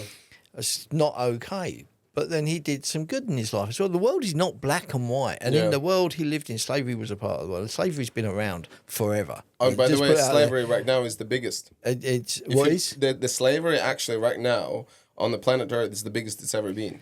But no one really talks about those. And it's not those things. exclusive to one race or colour or, you know, what... Every nation, there's been a white slaves, there's Check been out black this slaves, fact. Chinese slaves. If you ever heard, do you know where the slavery word comes from? No. It comes from Slavs, Slavic. Okay. So the biggest, the first slave owners were Russians or the Slavic countries, and that's where the word slavery comes from. And it's so how the history has been turned also. And was it all the Latvians that were made slaves? Yeah, we well, were you kind of understand it then, wouldn't you? Yeah, but the thing is, like with Latvians, like we're such a small country. Like we didn't play any part of. Back in the history, Latvians always belonged to someone else. Like we've always been someone else's bitch. Shitty expression, but that was the truth. And only like now, 25, 27 years, we're independent. No, actually, no, 30 something. And hopefully we'll keep that independence. Yeah, hopefully we keep that way. But also, like, a country in general, like, really struggles to figure out what the hell to do now. Oh, we're free. But story not about that. But there's certain parts of people who there was a focus about the slavery, especially like what happened in the United States. And that's what all the people just associate, that that's the slavery and that's how it was. There was slavery all over, even in Latvia. Go back to Romans. Everywhere. Go back to pre-Romans. Go back to humans existed. Exactly. And one of the greatest things now, when people are tweeting on their phones and saying like, oh, this slavery. Well, the main reason why you have that phone in your hand is because there's underage, these slave kids who dig that cobalt out, what you need to use for your phones. We're very good at looking the other way, aren't we? Exactly. And this, if I go back to the point I'm making about pulling these down, so to my mind, the only way to change that is to learn from it. So if you take down these statues, you're rewriting history. So you're exactly. And I made my sister. I went, you know what? There was a thing in Iran when there was uproar over them blowing up all these ancient statues and historical artifacts because we were just doing away with it, really, wiping it off the planet. So as if it never existed. So you don't love it. You forget then. Yeah. So if you have some, so to my mind, these statues shouldn't be got rid of. There should be a plaque put there with them to educate. Yeah, exactly. This man, this is what he did, and this is the reality of what he did, and he earned his money through the slave trade, which is an appalling thing. He did some good with his money, but it doesn't exonerate him of what he did there. Yeah. And back then, slavery was, it's never been right, but it was the norm. That was the norm. And the other thing also, like in Africa, when they would come and to whatever, I'm probably not going to get exactly this history, but white people, just in a very kind of a blunt basics, white people come to Africa, and one of the things where they're trying to buy whatever, get there, Africans themselves offered their people to sell them. So African people sell their people to white people. And I'm sure that's to not take just them. It'll have been done by people to take them to other throughout the world. places and all that stuff. But then for some reason, then only ones who get that heat are the white people, and then it's I'm not one to get into black and white and yellow and grey. We've all throughout history, we've all been horrible. savage because it was a different. Absolutely. But the only way to change that going forward is to learn from it. So you can't absolve it of and get rid of all the evidence of it and pretend it never happened, because then it will happen again. You need to learn from it and go, no, this is not okay. This is what happened. Kids, look, this is what happened. This is what they did. They used to put people in chains to make them do things that they wanted them to do. They owned them. That's not okay. So the only way to change that is to learn from it and make people understand that that's not okay. And that's the same with everything. I think education is so very much, it's why I get frustrated when they don't put any money into education, because education is the future of the country, and the only way, if you want people to be truly civilised, is you have to educate them. So anyway, back to stunts. No, 100%. Get off my soapbox. That's totally fine. And then we have your 3 favorite movies, and I love the Threw you a curveball there. I loved it. The Good, the Bad, and the Ugly, and then you got Ghost Dances and Troy Game, which were like. So I was trying to be clever there. So Good, the Bad, and the Ugly you've seen, and then you floundered with Ghost Dances and Troy Game. No, it's just fun. I loved it. So thanks for suggesting The Good, the Bad, and the Ugly. I watched it. I loved it. It was it was something. I really, really enjoyed the bad character, the evil asshole, who just Lee Van Cleef. Yeah, he got left in the desert and he survived, and he came and he hunted down the character which was played by Eli Waller. No, by the main guy. Which one did you? Oh, Clint Eastwood. Yeah, Clint Eastwood. But then all of a sudden I was like, isn't that Clint Eastwood the asshole? Like, kind of like, I'm trying to figure out. Do you know what? It's one of the things that's such a good film. It's like, it's not black and white, is Yeah, it? yeah, yeah. It's Exactly. called the good, the bad, and the ugly. Like we all have these fucking caricatures of what we are. We are none of us perfect. There's good in all of us, there's bad in all of us, and there's ugly in all of us. So it's taking that and it's going like Clint Eastwood is the good, Lee Van Cleef is the bad, and Eli Waller is the ugly. Yeah. But through it's not that black and white No. as a film, and it's a fucking phenomenal film. Yes, it's a long film, really but good. it is a great film. I know it's probably, I don't know how old it is now, but Yeah. my dad introduced me to all these, obviously. And I really love like how in someone like my generation, I would say like I should be more attracted to movies where there's a great special effects or like stunts or whatever. But actually looking at these old movies, for whatever reason, I kind of get lost in them because I mainly think about the storyline.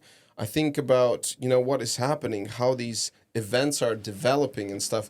And this is, I really hope that we could try to get back to that, and then we're gonna be less scared I'm a huge of the believer. AI crap that AI everyone is scared of now. Like, oh, they're gonna come and do everything, but they can't write the stories we can.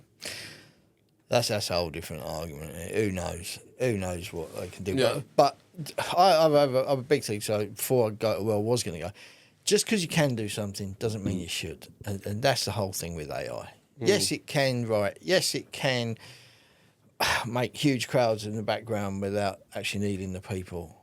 But do you know what?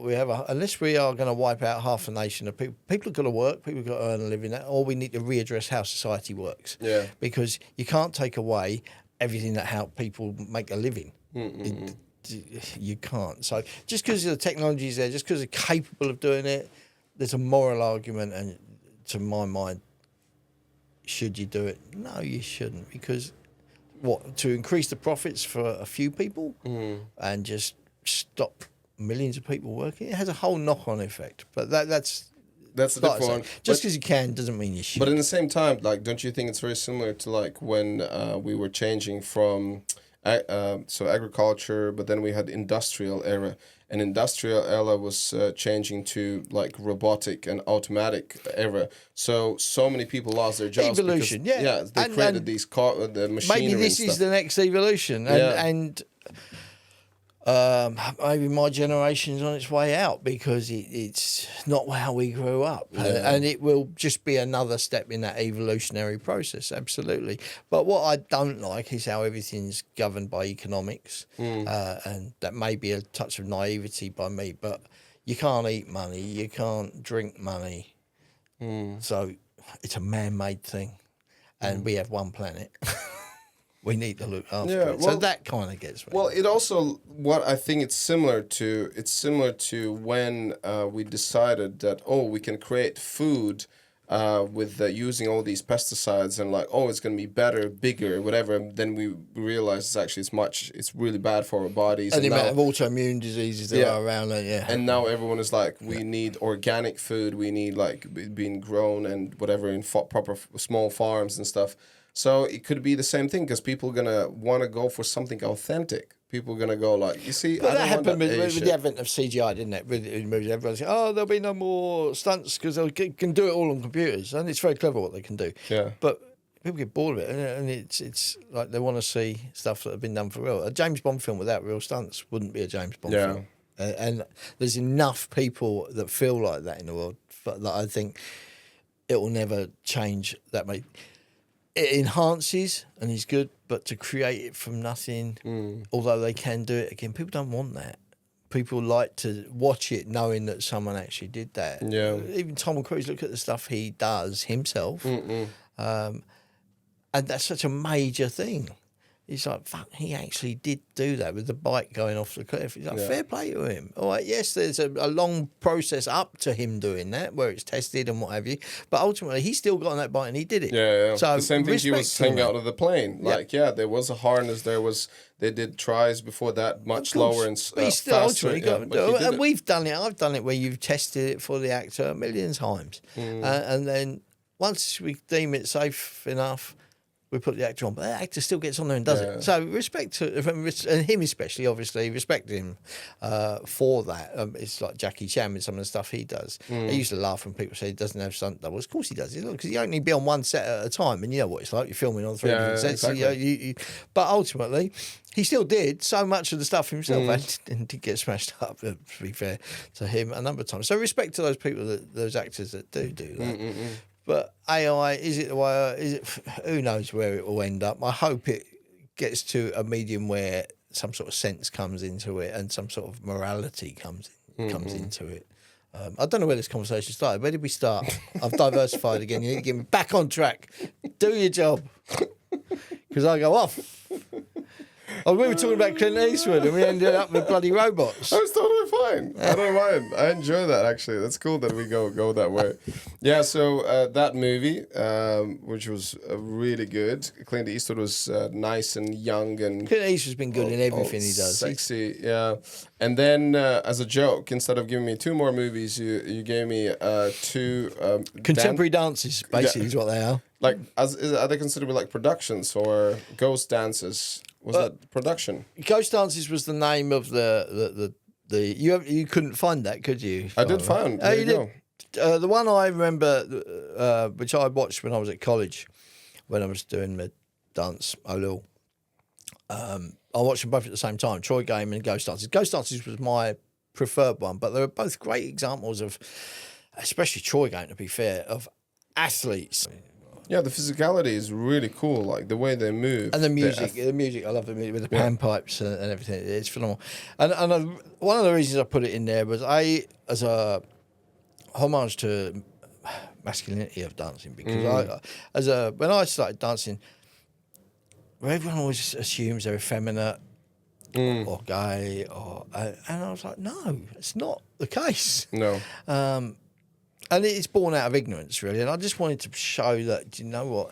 They're fucking athletes, these people, and the discipline and the hard work that's involved in doing that. And that ultimately, going from that to where I am now as a stunt coordinator, stunt performer, stunt coordinator, what I've gone through, that was when I was a dancer. That was when I had to really work hard. Yeah. Because that was hard work. You got to train every day. Well, one of the things I think what people are tending to say things about something what they never done, what they never tried. So like in my little school, as I mentioned to you before, I grew up in a 6,000 people town, tiny school. So I was the only boy who would go and do we had like a hip hop dancing, but that was considered to be kind of a more modern dance, because we had very strong folkloric dancing in Latvia. Yeah. So they have in every school they would have the folkloric traditional dancing, and everyone would dance that. That's fine. But like hip hop or street dancing was coming in. Like Backstreet Boys were really cool at the time, and I remember I was the only boy who would go and say like, "Yeah, were they really?" Yeah, I'm gonna be going dancing, and it was me and 4 girls, like, and that was our performance. And I did 3 or 4 years in a row, like every year. Again, I was just the only guy. And then eventually, when I was older, like maybe 15, 16, then some other boys would join, and then it would be dancing. So people were very like, kind of like, oh, guys dancing, this is not what like. But then when you do dance, and then afterwards I got in a higher level, I was in the Latvian team of like this hip hop street dancing thing. It's a hard work. It's so much cardio. It's all these things. But I love when people just like, before even themselves trying to do these things, just like how long it's been since people say like, or guys, oh, yoga, that's just for girls, or that's for like older people. Like, thankfully we've moved on from that. Yeah. I hope we have. We have. In most circumstances, so that it hasn't got the same stigma it used to have. It was the same, like when I was started out, it was very much that stigma. And it's one of the reasons, like I say, promoters could show it's not an effeminate thing. These guys are athletes in their own right. And that did inspire me, and I just remember Ghost Dances being such a phenomenal. If you get a chance, watch it all, because it is got the music's brilliant and it is a fantastic performance. And Troy Game is very much a similar thing. That was London Contemporary Dance Theatre that I saw. Again, probably done by other companies, but that was the one I watched. And again, that really was, you sort of watching it going, wow. Yeah, no, 100%. And again, someone I even tried to do ballet when I lived in Saskatoon in Canada for a little bit. I went to some ballet lessons, and someone who would be like, okay, I can do splits, my legs are pretty strong, like doing martial arts and stuff. I was dying. I was dying, like getting on these tippy toes, pointing toes, and all of that kind of stuff. It's totally different. But all those dances, though, like you kind of go contemporary dance. To be a contemporary dancer, you'll have done ballet, you'll have done contemporary. It's not mutually exclusive. Where I went, we did ballet, jazz, tap, modern character, predominantly, and you'd be doing that. You'd be training all day, every day. And then if you were doing shows, you'd do shows in the evenings on top of that. And it's hard. Plus, then you'd be doing singing, you'd be doing acting. So it was, thank God I was young when I did that. I couldn't do that now. Really? No. Come on. But you know what? And I've done the ridicule element, especially when I came like leotard, Lucken, and all that. Yeah, well, cool.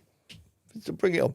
And I laugh at it because, it is what it is. But I had guys that come from this masculine army background. So don't get me like you said before. I went by the way. I did the Royal Marines Reserve, so I didn't go. I played at it. That's how I played at it. But I enjoyed it, and then I had to make a decision, and I chose my path. But I draw from all these experiences. Yeah, exactly. But they came to me. I go, so you're ridiculing me especially when I was at college. I had a great time. So I'm at college, got 120 girls saying about 20 blokes. Yeah. I said, so when you were out in Belize with your in your barracks with your however many men that you were there with, I don't know what you were doing. I said, out of my 20 guys at college, 15 of them are probably gay. So it's 5 straight guys, 120 no competition. dancers, very physical. We have to dance together, doing pas de deux, doing whatever. I had a great time. What were you doing in your barracks? How were the biscuits, by the way? That is so true. And it's... and I don't. It's all kind of laughy and jokey, but there is some truth in that. For a straight man, dancing is, oh my God, I thought it was one of the best years of my life. Mikhail Baryshnikov, straight ballet dancer, one of the best ballet dancers ever in the world. Phenomenal. So what a life. 100%. Take positives where you can get them. Me and you were both little Billy Elliots. When we dance, electricity I'm more Billy goes Bunter through. now, though. Hey. Oh, man. Dancing is amazing. Okay, and then we have people. So 3 people, and then you chose... First one speaks for himself. Clint Eastwood. Clint Eastwood, yeah. I mean, I've just gone ballet Rombe because they did Ghost Dances and London Contemporary Dance Theatre because they did Troy Game. So, but people who inspired me, if I'm honest, Clint Eastwood has... I'm going back to the old days, really. Like I say, James Cagney. Back to the real old school, back to Humphrey Bogart. The real, I just love that era of cinema, the golden age of cinema when it was all new and again, you're probably not allowed to make any of those films now. I don't know, but they were something quite magical about it. Yeah. It's very different. Yeah, and it's even now like the Maltese Falcon and Casablanca. You go back and watch those films. There's just something magical about it. And there was one that James Cagney did, Angels with Dirty Faces. It's an old gangster. It's an old gangster film. And they're great. They're great to just go back and watch. And they predate me. This has all come up from watching my dad's films, really. Yeah. What about Tarantino stuff? Did you like more modern day? Yeah, some of it. Pulp Fiction. Yeah, Pulp Fiction's a phenomenal film. And again, if you want someone who I loved as an actor, he's John Travolta. Yeah. And I think of the process he's gone through in his life from Grease to to films like Pulp Fiction, and there was a film that I loved. It's a lesser known film called Michael, where he plays Angel. Oh right. I loved that film. It was a phenomenal film. It doesn't get the publicity of some of the other ones, but it was a great film. So I think it's very hard to choose, and it's only when you sit down and chat and you go, oh yeah, actually no, he's one. So I think John Travolta would be up there. Even Sylvester Stallone to a degree, to be honest, with the Rocky films and the Rambo films. When I was in the 80s, when I was kind of growing up in those formative years of Rocky is such a huge. I just wish someone had taught him, that you don't have to use your head to hit their fist every time. You can bob and weave a bit and get out of the way. But you know what? What a success story But he got the he's message. been. He got the message through, and, you know. And I still love those films now. They're great.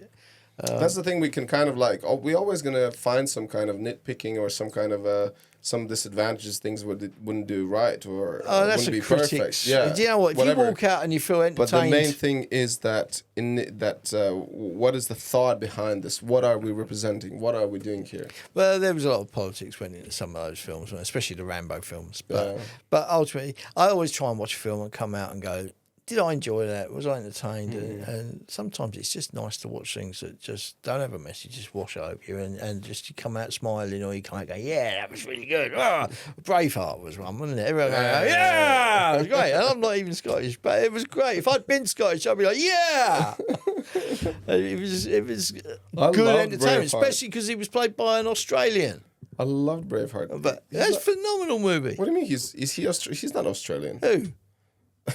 Who? We're talking about Braveheart. We're talking about what's The his guy name? the guy that played him, the did Lethal Weapon. I've forgotten his name now. Don't get old. You just forget everything. What's his name? Oh Come my on. God! Am I going to look up now? Uh, I want to say Kevin Costner, but it's not. no, Kevin it's Costner. not Kevin Costner. No. Come on, Google it. Google it. I need to know. He was great. He did all the lethal. Just Google Lethal Weapon. You'll find him in there. Or Google Braveheart. That would make sense. There you go, Mel Gibson. Oh, we're so bad. Like you're allowed. You're older. I'm not allowed. Only a couple of years. Yeah, just a couple.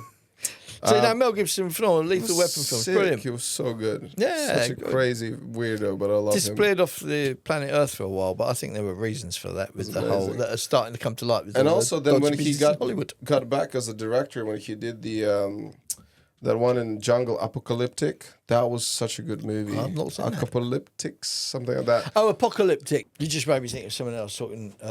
Robin Williams. Robin Williams. What a talent that man was. Because everyone thinks of him like Mrs. Doubtfire in a comedy, but then you watch films like Good Morning Vietnam and Good Morning Vietnam. what So a great good. film that was. Yeah, Patch as well. but just the vast array of he's an actor. Of styles he could portray and characters insane. he could. He was from. And was he originally a stand-up comedian though? Wasn't he stand-up? He was He was comedian, stand-up, and then There's hope for you yet. Yeah. Sorry. There's hope for you yet. Hey, it's not the stunts. I'm gonna do tell jokes. But yeah, it's no. Robin Williams is one of my guys up there, and he if you watch any of the interviews with him, he's just lightning speed of coming up with these sketches, with these his brain was just incredible. Incredible. Dead Poets Society as well. It's another great film. Which one? Dead Poets Dead Society. Poets. Oh, I never seen that one. And again, it's completely different. Again, it's not. It's just And then obviously the Good Will Hunters. Good Will Hunting. Good Will Hunting. Hunters. Good Will Hunters. It's a bit like they did a sequel called Good Will Hunting. Yeah, because they were. Because they were hunting the goodwill, they're hunters. Like, come on, man! So good. And it's not your fault. There's so many. That's why I can't go. It's not your fault. It's not your fault. It's not your What's fault. it? The Deer Hunter. Deer Hunter. You ever watch that? Oh my God! What a Are they great hunting film. a goodwill there as well? No. It's watch it. It's a great film. Yeah, and and then then we talk. Christopher Walken in there again. Another actor I love, because that voice. Where do you get that voice? Yeah, Christopher Walken with the. I love that bit where he was that in Pulp Fiction where he was telling how he smuggled this watch and he was holding up his butt. It was in Pulp Fiction because he sat down this kid down and he was telling him, "Oh, this is the watch from your dad," because he was in the war with him. Was that Pulp Fiction? I think so. Yeah, I because think it was you're right. just a random outtake, and they were telling about where the whatever the story was, and yeah, I think it was Pulp Fiction. Pulp Fiction was a fantastic film. Crazy, Fantastic film. Such a trip, going from all these different stories, from all these different scenarios, and then somehow they would cross their paths. That's the coolest thing. I think Bruce about Willis did such a good job. Yeah. Shout out to him. Bruce Willis, when he got But then I look at like some of the things Guy Ritchie's done, like with Lock, Stock and Snatch. I mean, phenomenal films. Yeah. Phenomenal films. I think it's to bring something new to the table in this day and age is hard because It is hard, yeah. it's been done. It is To hard. bring something new is incredible and he did bring a new style, and he's done some good stuff. He's done some less good, shall we say? But those I think were phenomenal films. Yeah. And rare to get an original like Lock, Stock and then a sequel that arguably it's every bit as good. And Yeah, and one of the scariest things right now, just like about the music, is that if you would ask me what is your favorite film or favorite music, it's always going to be something 15 years ago, 10 years ago. because that's your formative years. Yeah, I think you kind of go. That's true. That's like, true. there's I a guess. reason why all the stuff, like all the records, the music I listen to, my kids are like, what are you shit for? Yeah, Ella, Umbrella, Ella, Yeah, but I go back to Johnny Cash and like David Bowie. I go to my Rolling Backstreet Stones Boys. and Everybody, yeah. And you look at me, oh, this weirdo. Okay, listen, we've done 3 hours. This is amazing. Before we finish it, I always ask my guests a last kind of, I call it a bomb of wisdom. What would be your bomb of wisdom to youngsters out there in their formative years? Okay. I never heard that one, in formative years. years. I love that. okay, I guess it's something I tell people. It's a bomb of wisdom, especially I'll bring it back to stunts. So as that's what we kind of, people coming in want to be stuntmen. I mean, you've got the golden age really with the amount of TV, apart from the fact of the strikes. But once that gets done and dusted, you know, there's so much stuff being made. When I grew up, I was ridiculed for wanting to get into films and TV. Don't let anyone tell you can't do it. The only person that tell you can't do it is you. You know, I used to go, well, you're stupid, you can't do that. Someone out there does every job there is. So whether you want to be a stuntman or whether you want to go to the moon, if someone does it, why shouldn't it be you? You know, you want to do it, go and fucking do it. What I will say is, though, don't be so focused on that destination at the end. You know, like, I've got to get to here, because you miss out on enjoying that journey. And, you know, we've got one life. It's about the journey. It's not about the end. So enjoy that journey, and especially with stunts, because you'll do things you probably otherwise would never have done. So enjoy the fact, and if you don't ever get there, so fucking what? Enjoy that process of attempting it. Enjoy the fact that you'll go out and you'll do one martial art or another, or boxing or whatever. You'll go skydiving, you'll go trampolining, you'll go fencing, whatever it may be that you choose to do. Enjoy that process, because that's what we're here for, to enjoy life. And we should. That's what's I'm up. still going. 150 fucking years old and I'm still enjoying life. Awesome. Oh, in the end, we have a little dance. Tony, do you have a move? Where's your move? It's about to drop. It's about to drop. I'm back to the Joey. Come on. It's the Joey. To the